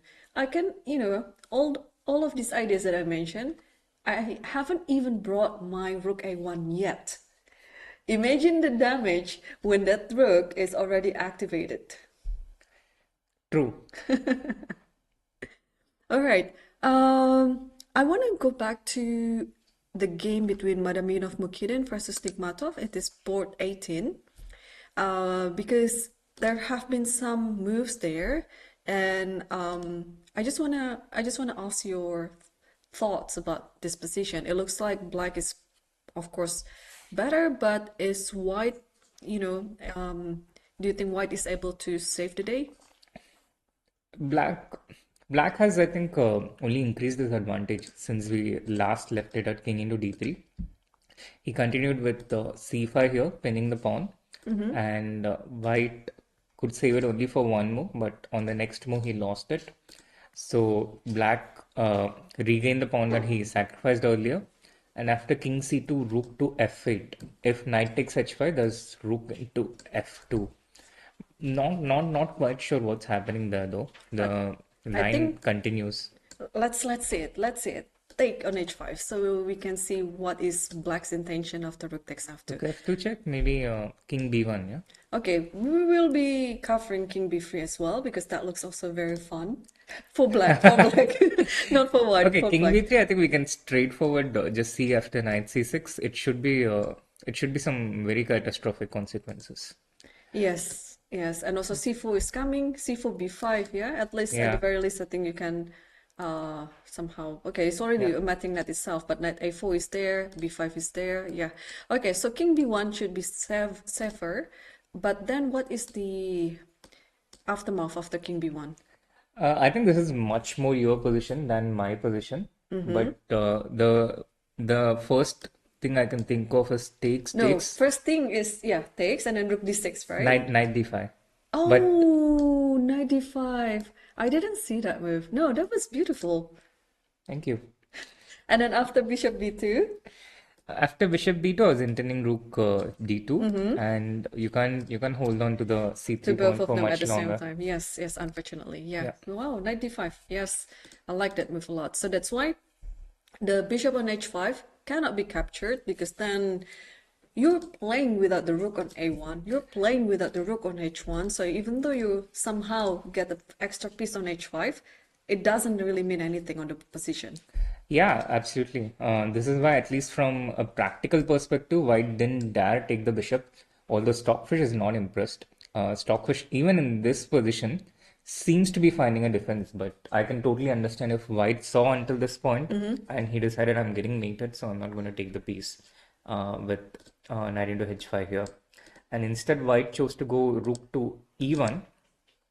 And this is the present position we have. Look at the e-file bar just dropping into black's favor. So let's figure out what's happening. Rook e1 looks a very natural move to make, right? Because you see that the rook on h1 doesn't do anything. You still cannot really activate the rook on a1, so this is very natural. But why is Stockfish not impressed on this move? Stockfish is mean. I think that's that's a straightforward answer. But I mean, apart from jokes apart, it just so feels like black should have something strong. Maybe I'll start with something like c4. Oops. No. I think it's not something like that. I think you just have to try to open up the Maybe position. just bishop g6 check. No, no. No. Could it be knight g6? But then when I capture the piece, what's your follow-up is the question, yeah? Oh, okay, sorry. Yeah, after rook f2, there's rook e2, yeah? Which There's is why I tried to keep the knight on e7. Uh-huh. So we have the same idea, bishop into c3 and knight d5. But here the additional factor is white has the defense of rook e2. What about bishop g4? Wow. Does it work? No, it doesn't work. Yeah. Rook e7, bishop f5, king b3. Probably the king is safe. Yeah, here the king escapes Yeah. for Okay. now. And then he has this way to be safe with a3. It's true. So probably just some knight move. But then the h5. Okay, now bishop h5 and knight e7, they're both under attack. Yeah. So I think we need to think a bit to find the best move here. It's not it's a bit too much of trial and error so far, yeah. I mean errors rather than trials from us. Okay. Can we take the knight on f4 with the rook on f8? Mm-hmm. Bishop f4, bishop g6 first. Wow. See, this is why I give these positions to you, and I stopped suggesting and thinking. Yeah, where does the king go? Because if king b3, then you're walking into some matting net again, right? I think you have to go king King c. b3. I think maybe just knight c6 again. Yeah, knight c6. Knight c6 surfaces. Yeah. Yeah. So we eliminate it and go king to c1. And now how do you finish things off? Okay, there are a few ways. I can play knight d5. You cannot take it because e1 rook is hanging. Mm-hmm. But that's not the best move apparently that the computer shows. I mean, just judging by the e-file So bar. if I can suggest, I think I would just take on Just f4 take, yeah. I think Yeah. so too. Just take. and claim that the a1 rook is out of the game now, completely out of the picture, and there's no future in sight for at least the next few moves. So rook f1 is a threat, rook c2 is a threat, rook g2 is a threat. And although white is an exchange up, for practical purposes, white is right now a piece down. Right. Oh, that's a very nice turn of event here for black. Yeah, I think it's all because of this greedy capture on f7, but it's also already very hard for white to do otherwise. Yeah, absolutely. So I would say the cause of the opening, cause of the problems was it started from around this point after queen takes d5. He should have probably castled and developed, and neglecting that development with bishop b3, queen d3, and knight g5. This was the beginning of the misadventure. We saw this beautiful position with knight e5 earlier. And then the king got exposed, the position got exposed, and white continues to be in trouble. Black still has some precise calculation to do, though. Yeah. Rook into f4 was not that easy to see, but also I think it's not that difficult to see for black. Yeah, definitely. But I think now it's already like an easier task for black. If it's only like calculation like this, I mean, especially I think the black player is also a very young player, and then they're very good at calculating everything, because I think a more difficult task is to understand the position. When it comes Right. about calculation, and everyone can do it. Yep. But he needs to do it. He needs to take on f4. That's pretty much the only way to, keep his advantage. So let's see if he's able to find it. But if he does, he's probably going to win the game. So this is that decisive moment for black, the moment of truth, and he's taken it. He's taken it, yeah. No, that's me.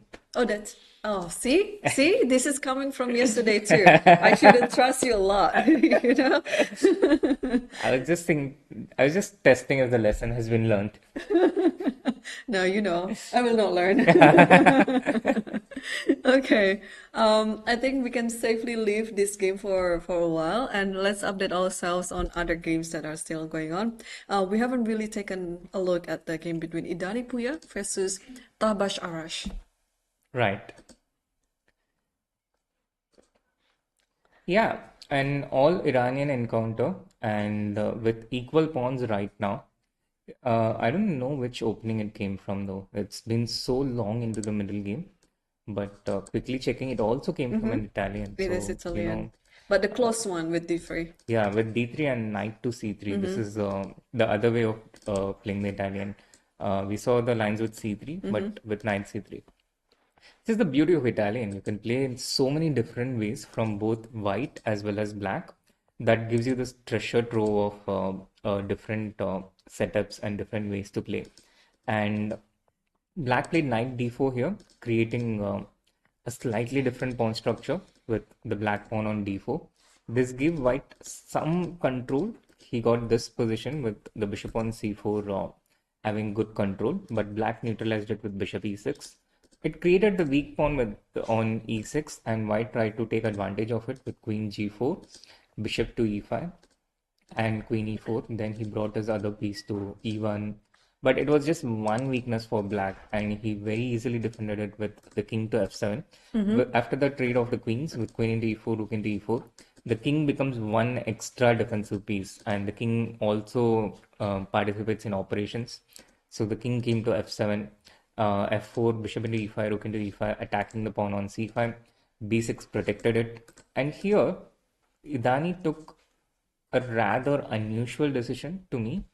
He played the pawn to f5, thereby liquidating one of black's only weaknesses in the position. Not to take rook into f5 after ef5, but instead go into the position with rook e7 check, and then take rook into a7, bringing the rooks into the game and creating a potential weakness on b6 as well. Right, so yeah, this looks like white is slightly better. White is in the upper hand position, but it is not the end of the day yet. But of course, for black, it's a more difficult task on how to continue, because for white, it's easy. One rook is already on a7, the other rook is coming to e7, and then from there you just try to play, and then hitting the pawn on b6, hitting the pawn on g7. With an accurate play, I believe black would still be able to defend, but that's going to be very hard. Yeah, but also, I think there are potential for counterplay as well for black. Like, for instance, if by chance you take your rook to this side to attack the b6 point, black can also counterattack with something like f4, h6, rook d5, rook g5, and take on this g2 point. So, at some point, black will play h6 to get rid of the back rank weakness. And then I believe this rook should try and find its way to g5. It's not such a difficult journey for the rook. So start with h6, f4, and then try and get the rook to g5 and try and get some active counterplay. And this should be the way for black. White can maybe prevent it with rook e5. And this is what the fight is going to be about. It's going to be of this mutual strategic fight between the two of the players. Right. So yeah, interesting battle. Two rooks, lot of firepower, and this Idani won a nice endgame yesterday. So let's see if he's able to pull it off again. Yeah. I think he has similar style too. Like against low-rated player, I think he just wants to clarify the position, the game, not getting into any risky line or variation, and then he will just try to outplay his opponent in the end game. Because yesterday we saw it was it yesterday or 2 days ago? Yesterday. Yesterday, Yeah, yesterday. against Sahib Singh. Yeah. It was the bishop endgame. It was the bishop endgame, equal material on the board with bishop and pawns, and now it is a different type of endgame, a pair of rooks with a bunch of pawns, and again, he has a slightly better position. I think for human point of view, this is enough, to come up with winning ideas, but he still has to be careful because his opponent is also another strong international master. Yeah, at this point, we have pretty strong players on all Yes. the boards, and despite this, Salem won his game today in just 1.5 hours. Yeah, Most impressive win of the tournament so far for me. true. So Yeah. far, I like it. It was my favorite game of the day. But I was just trying to find if there is any competition for the game of the day, because it looks like I mean there are other games that black or white they are winning too, but it's still pretty hard to beat the quality of Salim's game for this round. oh yeah, absolutely. It's going to be difficult to do that. Meanwhile, I see some action, some changes in the Surya's game on the Oh, first board, let's some take a look. considerable action. Now, when we saw last, it was around this point, and I concluded that the position is completely fine for black. He's going to get the queen to d5, bishop to e4, and probably Eshipenko also saw this because he played knight to b6, preventing the queen from getting to d5, and also solidifying the queen's place on e7. It can never be kicked out with rook a8 with the knight on b6. Black went queen to e6, and now he starts bringing pieces on the queen side with rook fc1. Black prepares counterplay on the king side with h5. Now Eshipenko goes rook a5, h4 with the idea of h3. The pawn comes full steam forward. White says halt right there. I'm going to put a pawn on h3, not let you advance any further. Black plays the bishop to d3. The bishop also eyeing towards the queen side. And now white removes one pair of bishop with knight to e5. Bishop into e5, rook into e5, the bishop off. But this seems to be a major strategic mistake by Surya in this game, Irene. This was maybe one of the turning points of the game, the decisive point.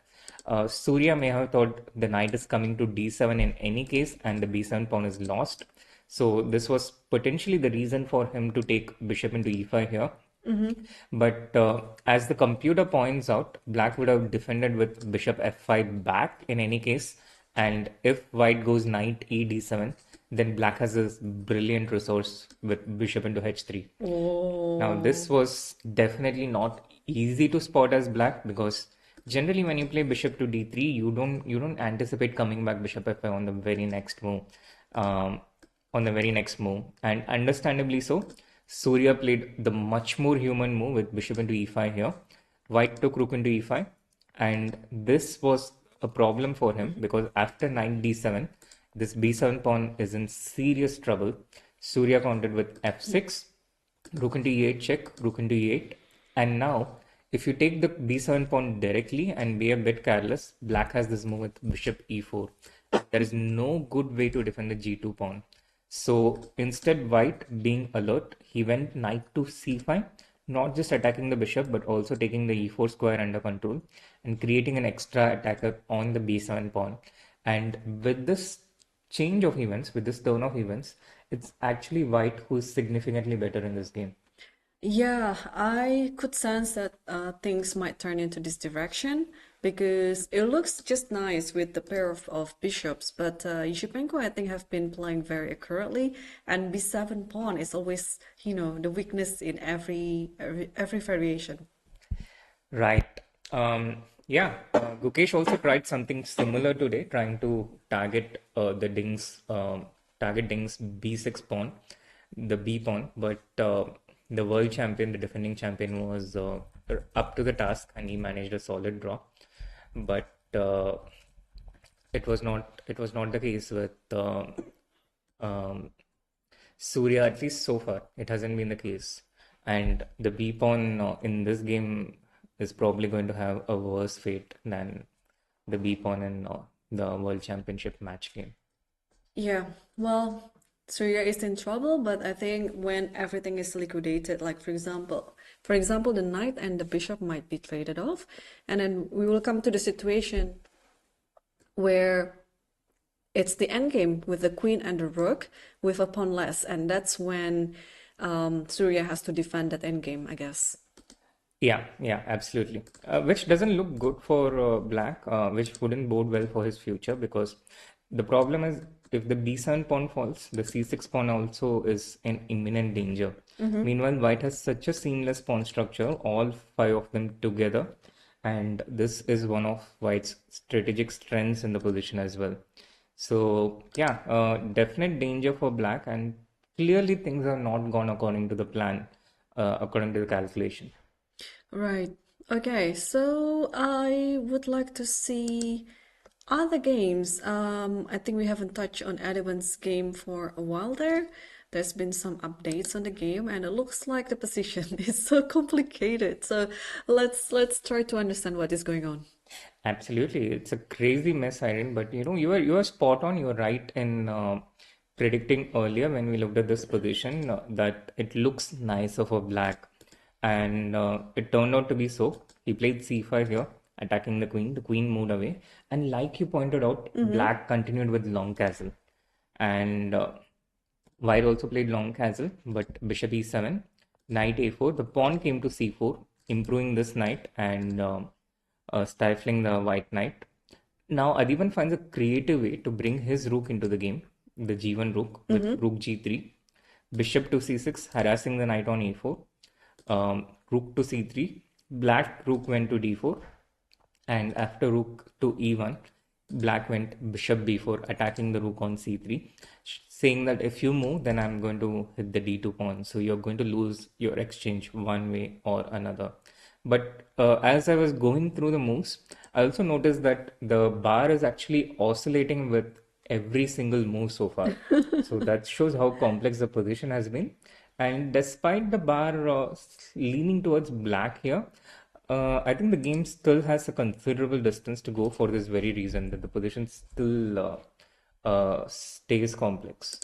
Yeah, it's so complex, and I'm trying. If without the eval bar, I wouldn't be able to justify the position. Even though, of course, it's looking optically nice for black, but again, how many times have we been deceived, right, by the optics? So, it's nice to know that this is actually.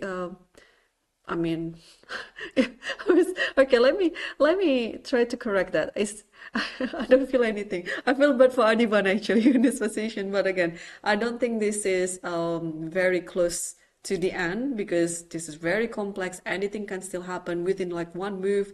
The evaluations might change, so not the end of the day yet. But now the question is how to deal with this bishop on b4, whether the rook has to go or keep it that way, because I don't mind a situation where I would be an exchange down, but in return, I will have an opposite colored bishop.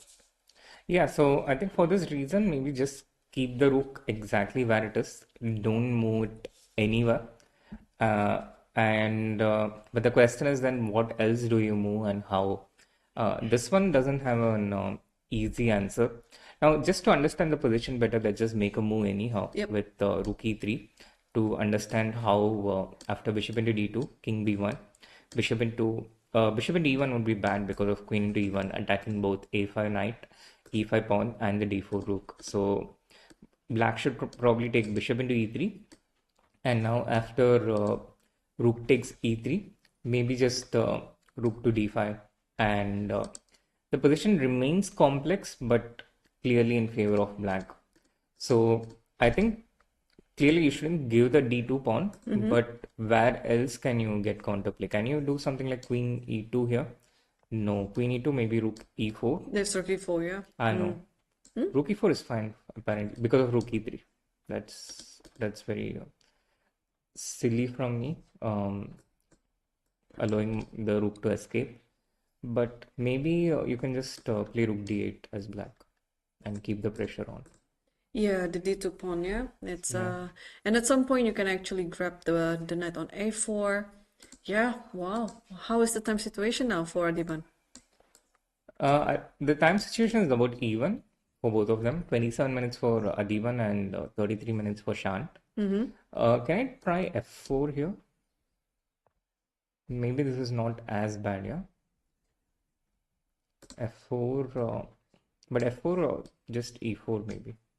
Yeah, I think so too. Yeah, f4 e4. And basically the same problem remains for white. And you're actually creating a potential weakness on f4 actually, yeah? Yeah. At some point it can be easily attacked. So it's not so easy for white to find counterplay, and also what compounds the problem for white is there is also no easy way to bring these knights into action. So maybe I'll just get desperate and play something like knight b1 to just bring the piece back into the game to at least try and also defend the d2 point.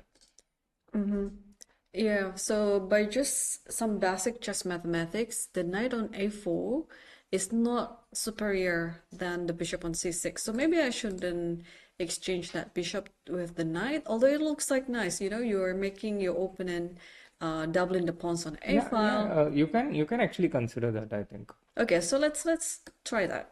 Yeah, you Bishop takes can. a4, Yeah. b4, and Now maybe take on c3, yeah. c3, bishop c4, knight c3. Either way, bishop c3 there's rook d5 and everything is protected. Clearly black seems ahead in the game. And if you take with knight c3, then I think I'll just I need to watch out for knight b5, but I have rook d7, so I'll protect everything with knight c6. And e5 is protected, a7 is protected, rook comes to d7. Making these moves, I get the feeling that it's not that difficult to play as black here, but much more difficult to play as white here. Yeah, yeah. Because these moves we are able to find without really using the engine. So it's not so incredibly difficult for black to find these moves. Black can find it just using the chess logic. And for white, we tried many different moves, but it doesn't really improve the position drastically. And there's simply no counterplay. This is the problem. There's no other side where white hits back. So right now the game feels a bit one-sided here. Yeah, yeah. Okay, so let's leave this one for a while for Adiban to think because it's very complicated. We might actually not guess any of his future moves. And meanwhile, let's head down to the 34th board. It's between Sandipan Chanda versus Mongontul Batuya. Looks just nice for white. Oh, interesting. Wow. Sandeepan began with 2 draws. Popular coach from India. He was also a very strong player previously. Well above 2600, Yes, 2650 actually at his peak. I was one of his victims. Oh, Yeah, I mean, all I know that he's very good in very positional technical play, but that's why I diverted you to this game because somehow we found a position where it is very like aggressive. Like I think he just sacrificed a knight there in order to reach this position with the idea of bishop takes h6 coming up soon, and of course in the near future he would get his pieces back. But he literally sacrificed his knight on the previous move. Yeah, I see. He took knight on e6 check I just see. one move before. Just one move before. Yeah. Yeah. And to reach this position. But he's going to get returns instantly. He doesn't have to wait for it. Yes. It's not a long-term investment. And also, like additional idea would be rook b3, going to rook g6. I don't know when I should employ that because, of course, the next move after this is either to take on e6 or either to take on h6. Yeah, I think just a couple of moves later. Let's say black plays bishop f7, bishop into h6 check, rook into h6, queen h6. The king has to go to g8, and now your move rook b3 comes into picture. Yes. To show an illustrative variation of the danger that black faces right now. The position seems completely lost for black here Yeah. at this point already. Bishop Black plays g5. bishop g5. But this is like you're giving up the bishop on e6. I mean, I think you can take on g5 first, and Yes. after hg, Give a check first, yeah? give a check is possible. Eh? Yeah. Give a check, and then if bishop f7, there's e6. Yeah, e6. But this you is- can also just take on h8. h8 is hanging too. Wow. And if king g8, then you again you can actually even take on g5 with check, or you can take on e6 with check. You can take on pretty much. It's like Anything. the queen walks into a buffet, and she can just pick anything. She can come back, take more. She can come back, take more, and black cannot do anything. Yeah, wow. There was I think there was quite a good game by Sandeepan there. Yeah. and likely heading towards his first win of the tournament. Yeah, still undefeated, right? Yeah. With 2 out of 3. Yeah, and for sure, when he wins this game, next game, he will play with strong player, like Yeah. pretty much similar rating to his. Yeah. He'll certainly play a higher rated player in his next game. So yeah, a very, very nice tactic by Sandeepan there with knight into e6 check. A potential contender for one of the moves of the day. Yeah, yeah. Okay, let's see. I would like, oh, there are also a few other results actually, but it's in the lower board. Let's switch back to the top board maybe. And actually, the game just finished. Black just resigned. Which one? This one, the one that we're looking, Oh Sandeepan. yeah, nice. Well done, Sandeepan. Yeah. Well, I landed actually at the right time to show the viewers about this game. Absolutely.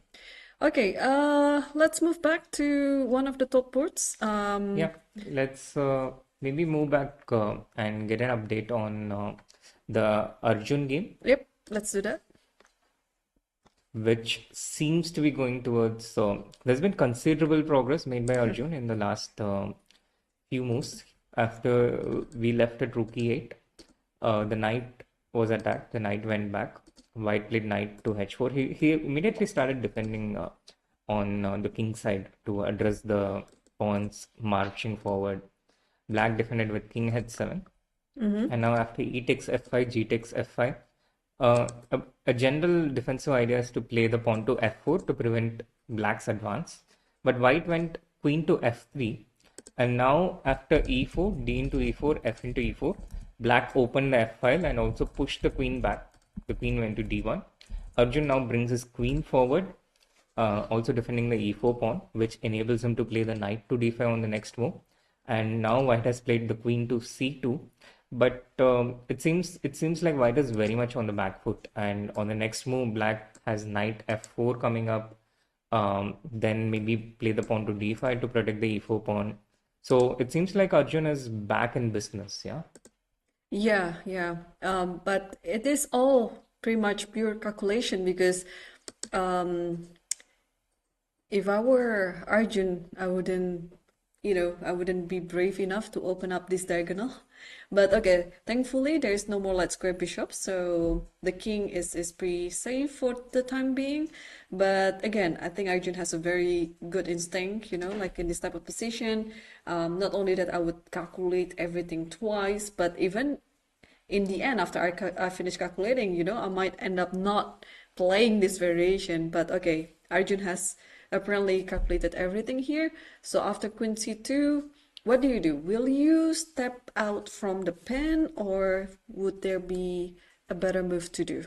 So yeah, like you pointed out, king h8, stepping out from the pen is definitely something to consider because after knight into d5, there is knight into d5. Or maybe king g8, just so there's no more fork on g6. Yeah, makes sense. But okay, after knight into d5, the e4 pawn is protected. This is actually, I would say, a possible way to play. But as I saw at the beginning of the position, I like knight f4 here with the knight coming to d3. So this is one option.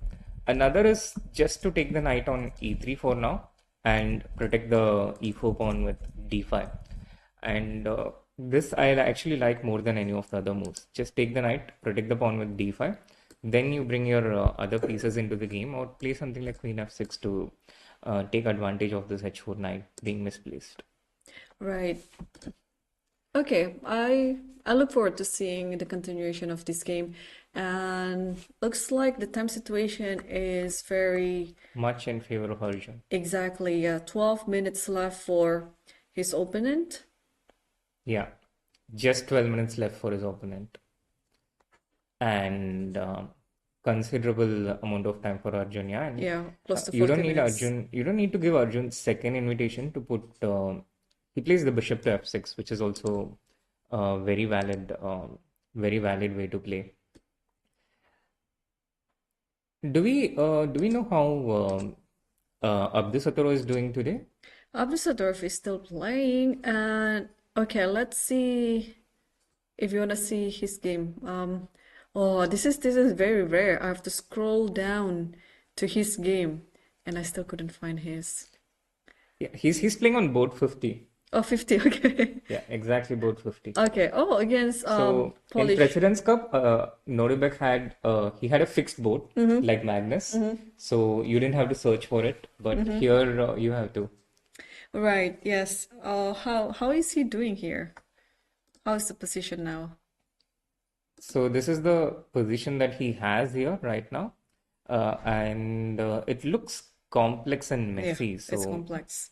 no easy games even after two difficult games in the beginning for Abdusattor.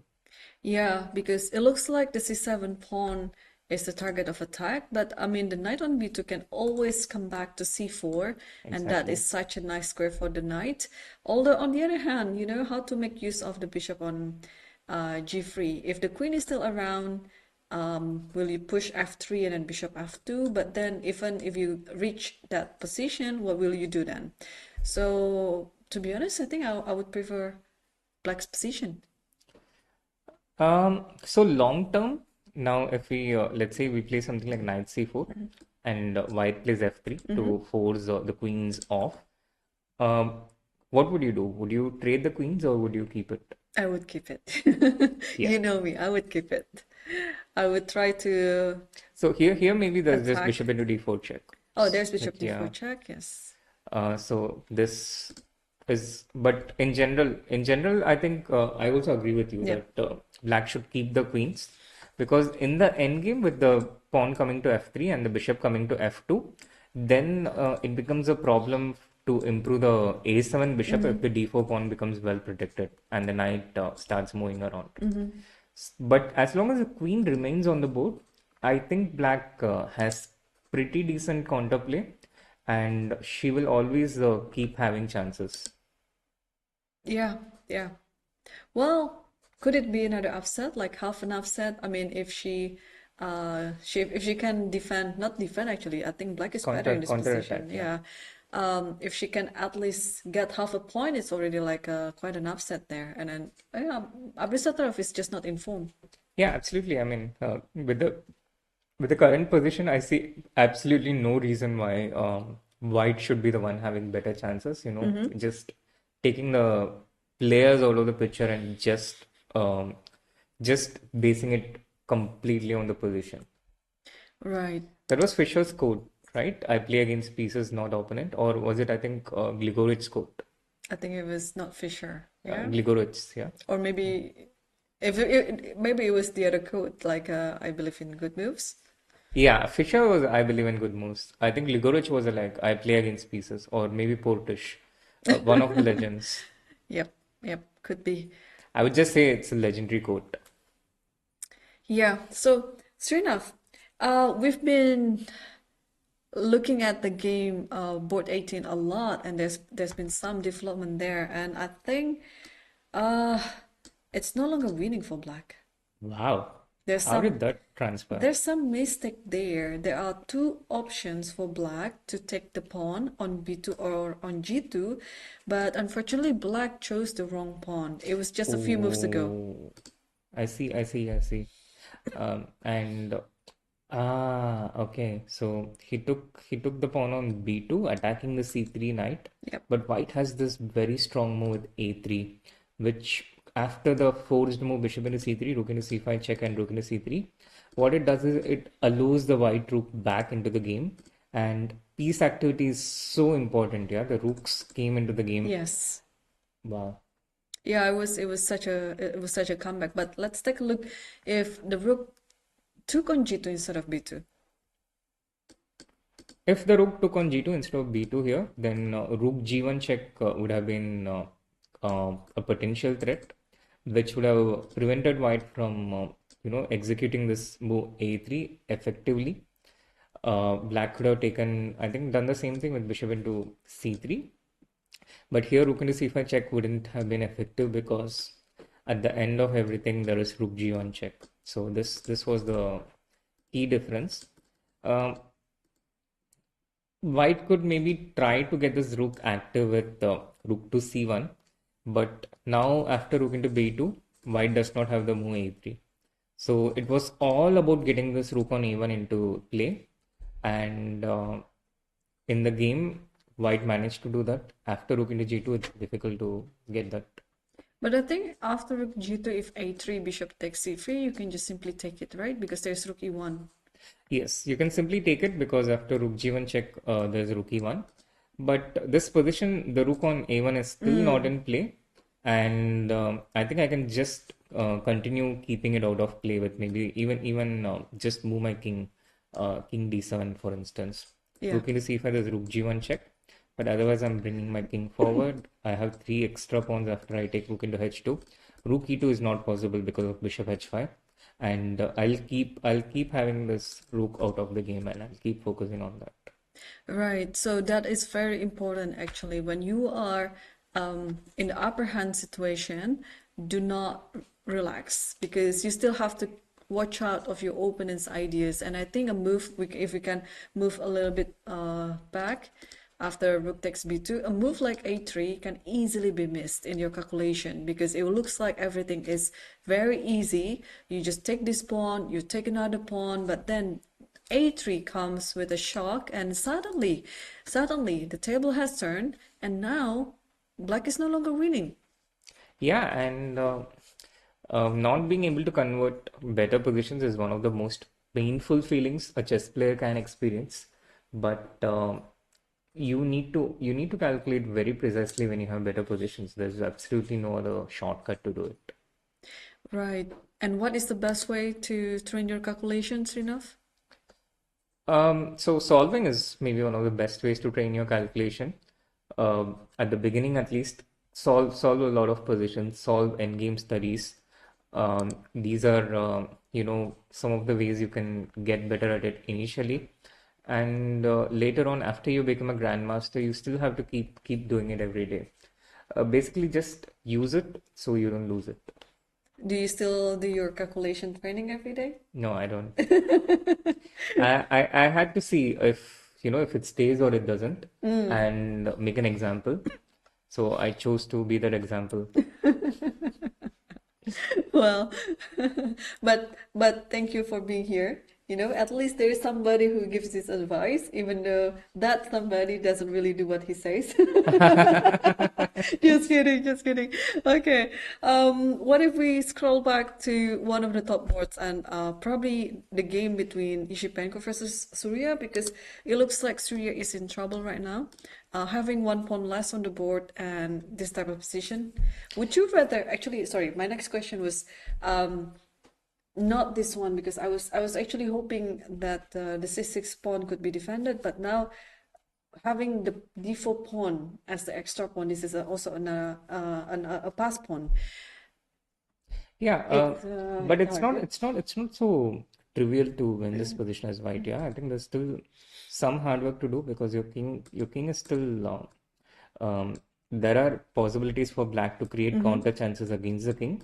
Surya played king h7 on his last go, and this is actually a nice practical approach from him when he was under fire here.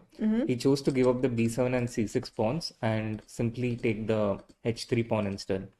So after queen into c6, bishop f5, king h2, king h7, Eshipenko went for a deep thought, and I think he played queen f3 after a deep thought, which Yes. makes a lot of sense, defending everything, securing everything for now. But I think he still needs to do a bit of hard work, at least till the move 40.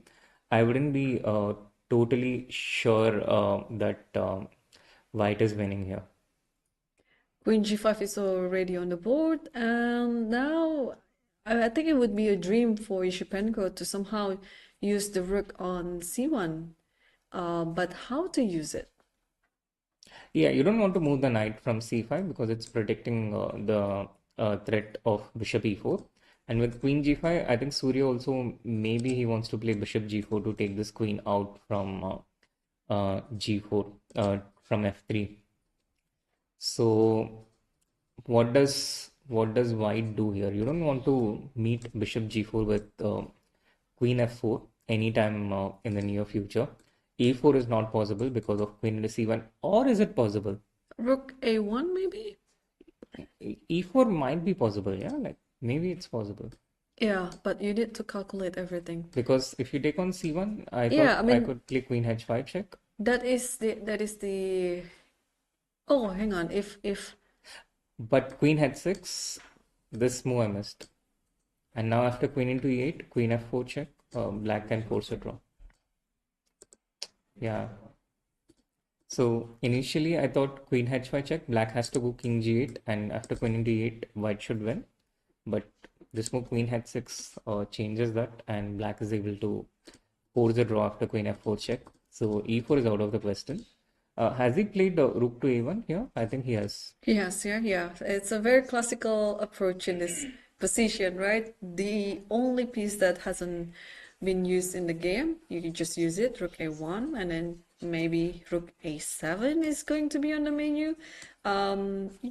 Just put Yeah, the rook or in a even more rook active a8, position. just trading the rooks Just off. trade the rook, and we know queen and knight is generally better than queen and bishop, because with the queen and knight you can still play on both colors, while queen and bishop you can only play on the light squares. Right. So I was just looking at all other games again. There's some updates in the game between Adiban versus Sargishan. Let's dive into that game because it looks like a very interesting position right now. I see. He went knight into c4 in this difficult position. Oh my God, Adiban, he spent 33 minutes for this move where he took knight into c4, which means he probably played a bit too fast earlier, and I'm not even sure if he estimated the dangers after bishop b4. But he started thinking, spending more time here, and then after knight into c4, rook into c4, beautiful move by black. Rook takes c4, taking advantage of the a4 knight being supported by the b3 pawn. Rook takes c4, knight into c4, b takes c4, and now after bishop into a4, black is a piece up, because if we see in this position, rook into c4 took one knight, white took one rook of black, black took the rook back, so black has an extra knight, white takes the knight back, and then finally black takes one extra knight. So this is how black became a piece up. Rook takes c5, attacking the queen and getting the second pawn. And in general, in a lot of positions, having two pawns against a piece, it offers you some hope, which might be the case here as well. But there are also other factors in the position, yeah, not just the material. And in terms of other factors, the queen can just go to d7 maybe, attack the d2 pawn. The rook comes to e8 next, and these two bishops are actually really powerful. So it seems like a massive winning position for me, for black. Right, yes. But it's still not at the end of the day yet. Maybe we can still make use of the three extra pawns on the C and D files.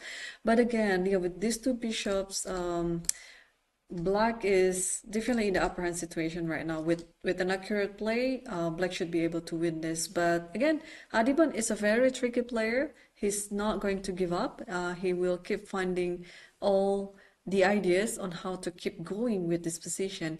And before we go on a break, I'd like to update ourselves on the game between Saidalia versus Arjun, because also there have been some moves going on in the game. Oh yeah, I see.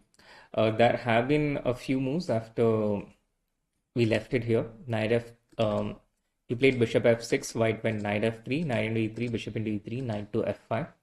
And now white traded off another pair of minor pieces with knight d4, takes, rook to g8, threatening a potential knight h4. Black plays f3, counter pinning white, and after knight h4, he just goes the cool and calm king to h1. First question, what happens after rook into g2? Probably queen takes e4. Yeah, comes with a check, and white escapes into the endgame, and a lot of the initiative is extinguished with the trade of the queens. So black's first priority will be to try and make sure this does not happen. The question is how, and maybe d5 is one move that can You can actually yeah, try to think about d5, yeah, because it ensures that there's no queen traits after that on e4. Yep. Yeah, D5 is one move, but Stockfish is not too impressed by this move. Oh, according to Stockfish, we are missing something simple here. Okay, let me find it. Let me find it. Uh, hang on. You have to put the greedy Irene hat on. Greedy Irene. Oh wow. So, oh, wait, hang on. Am I looking at the right direction? Oh, is it knight takes f3? Yep, absolutely. Knight takes f3, exploiting the fact that if white takes g into f3, then after queen into h3, it's going to be checkmate. Queen h2, queen f3 check, and there's inevitable checkmate. Right. So I'm pretty sure Arjun would have spotted knight into f3 because he's also as greedy as anyone on the chessboard. Yeah, well, sometimes being greedy is one way to make you a better player, but in many cases in this round actually, there are some greedy players and then they got literally punished immediately. But here, being greedy is good. So it has to actually come case by case. So I think it's safe to say, or probably this game is going to take quite a while because I don't think after knight f3. Oh, he's done it. Okay, he's done it. Okay, let's see it for a bit then. Knight f3. Just wanted to soak in with the good things here. What did he do? There's some move after knight f3. Yeah, he played rook f1 and black played rook f8. I think Arjun's going to win this game. I mean, apologies for stating the obvious, but yeah, rook f1, rook f8. This position just seems to be losing completely losing for white here. Wow. So powerful game by Arjun, and despite having a small loss in the momentum, he's hitting right back, and yeah, nice way to get back into the groove of things. Yeah.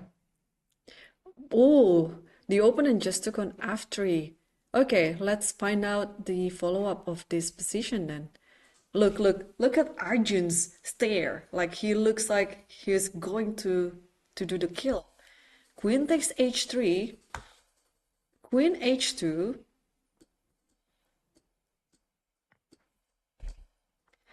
and then just simply take on the queen, and I think you're just gonna take on f3, yeah? Yeah. Oh no, rook f5 is there. Rook f5 is there. It's Yeah, going yeah, to yeah. It's actually checkmate. It's game over. checkmate soon. Yeah. Checkmate incoming. Made in 3, and it's resignation time, I think. His opponent completely missed this idea of rook f5, rook h5. Wow. No, this is I'm happy that I didn't call the break actually because otherwise we would miss the end of this game. This is amazing. I mean, what a calculation. I completely forgot that there is this idea of creating this matching net on H file. Like, look at that. And there's I no know. stopping it. I know, right? Yeah. Absolutely. There's no stopping it. Yeah. Wow. Arjun is back. I mean, yesterday he might have missed quite some momentum in the game against Kashgaliev, but of course, it was also because Kashgaliev played pretty good chess, very brave. But here I think it's good. It's a very good example for the Sicilian with h6, g6. You know, I might copy Arjun's repertoire because all I know against this a5, I have to stop it by playing a6. But in Arjun's game, he just simply allowed it, and there you go. There's a resignation from Saidaliev. Yeah, very impressive game by Arjun. Yesterday he told me that he just misevaluated his position out of the opening. Probably got a bit too optimistic, but he's right back at it, and that's Arjun's second win with the black pieces. And Irene, funny thing, when we had this tournament in Chennai last month, and we were doing the drawing of lots, and it was a 7 round event. So some people got more blacks, some people got more whites. And when the first 4 players picked, three of them picked white, 3 of them picked more blacks. So Arjun was very happy. His turn was last, and 3 people had to pick ahead of him, and all of them had to pick the options with more whites. So after the first 4 people, he was very happy. Then the next player went, they picked more whites. Then the next person went, they picked more whites. Finally, it was Levon. And I was just watching Arjun's reaction. And then Levon went and he also picked the white pieces. And Arjun's reaction was like how he would be in a losing position in the game. He was completely sad about it initially, just for a few minutes. He got more blacks, but then he won the first 3 games with the black pieces out there. Here again, he was the first seed. He could pick the toss, but again he has drawn more blacks, and again he has started with 2 games with the black pieces. No, that was because he was not here yet. He was still in the plane when there was a draw of color. Otherwise, I think, well, he had like 50-50 chance of each color. So, well, I mean, for Arjun, I don't think it matters whether he plays black or white. He's very capable in playing both colors. In fact, he seems to be doing better with black pieces. Exactly, yes. Because I think there's no pressure to dictate the course of the game. He was just trying to follow what his opponent is doing and then play according to the plan. Yeah, and as captain, I'm taking notes on how well he's doing with the black pieces. So maybe he'll get all the blacks next time. Yeah, all right. Well, I think we can leave the games for a while, and then we're going on a very short break. So stay tuned. We will be back after a few minutes.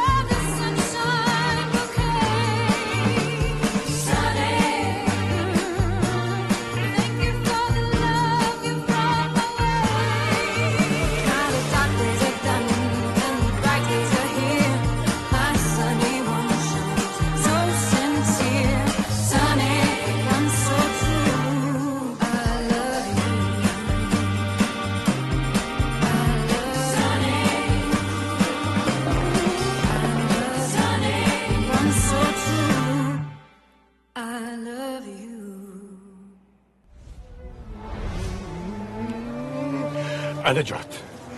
إيش تاكل؟ على هواك. يا ليت العيال كانوا معانا. دم.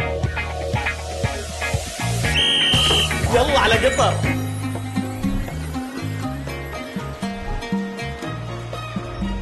أسرع على هواك يا نواف. رد يا أبو نسب.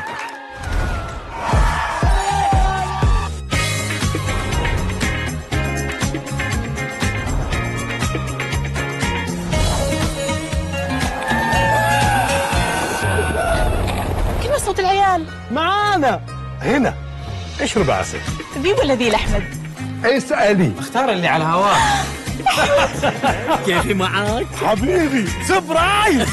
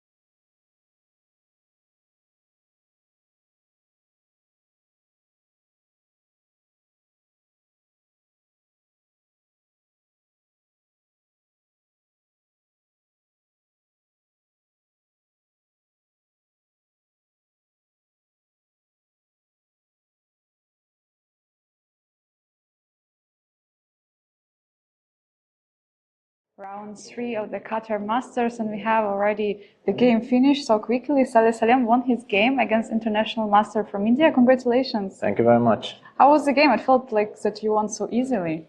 Well, actually, I think I won basically by opening today. Not like I knew till the end, but my opponent didn't know, it seems like much, and he was spending oceans of time. And position is actually very complicated. It looks scary for black. If you don't know, it could easily, happen what exactly happened. Would you mind showing us some special moments, some key moments of the game? Yeah, sure. So this is the first moment, like after rook g1, this is theoretical position. In general, black has to play g6. And my opponent made castle, which is maybe not a bad move. But you can already, there are always ideas of queen g5, queen h6, or rook takes g7. So you have to keep in mind those combinations. But still nothing works, so I played bishop b2. Played this move because I'm going to castle long, so he wanted to make weaknesses, so it's logical move, and then played d5. And so obviously he wants to take my pawn, and after a long castle, it's impossible to take because I can use this trick, threatening mate, and suddenly the queen is hanging. So he played this move, which seems that the queen is pinning the knight. Let's say in the case of if I take, I guess something like this was his idea. So we exchange the pawns, and this king is pinned. But here I had a very simple combination which happened in the game, actually. So I took here, keeping this closed, and he took. Now I took. Basically, this knight cannot move from here because if it moves, you see the rook and the bishop, they are making a combo and the king will get mated. So the knight is pinned for now. He took with the bishop, and now rook takes g7. And he's forced to take, more or less, queen g5. This takes. Take everything. Take. King here, and now I need the extra piece to mate, so I took here. Now I'm threatening checkmate, and is it stoppable even? It's actually he played this and then he resigned the next move. But let's say this move, it would be mate if he plays king f8, check, king d7. Now this check, and he cannot escape. Let's say if he tries to go here, there is this check, and after he covers, there is this mate. Oh, very beautiful, actually. Pawn b5 is yes, stopping. This suddenly is useful. And if he tries to escape here, I can take this pawn, and then I'm winning the rook. I can also include this bishop if I want. And if he goes here, then I give this check. Obviously, if he comes here, it's the same. I have this check, or I can take. If he goes, I can take the rook. So he has to cover, and then there is this check. And then the king comes. Now I have choice to take and take material, or let's say I give check. And if he comes here, now I have this mate in one. Again, checkmate. Wow. Yes. And thank you so much for showing us this game, and best of luck for the next rounds. Thank you very much. Well, thank you, Angelica and Salem, for showing us a deeper insight of the game. It was also like the personal insight of Salem himself, right? On his game, on his beautiful win on round 3 in here, Qatar Masters Open. And meanwhile, during the break, Srinath and I were trying to look at the board again, and especially the first board comes to our attention between Nishipenko versus Surya Ganguly. So let's take a look what's happening there. The game between Eshipenko against Surya seems to be heating up. We are in the border of time trouble. Yes. And Eshipenko is completely winning over the board, but he has only 2 minutes remaining to make actually just 2 more moves, but still 2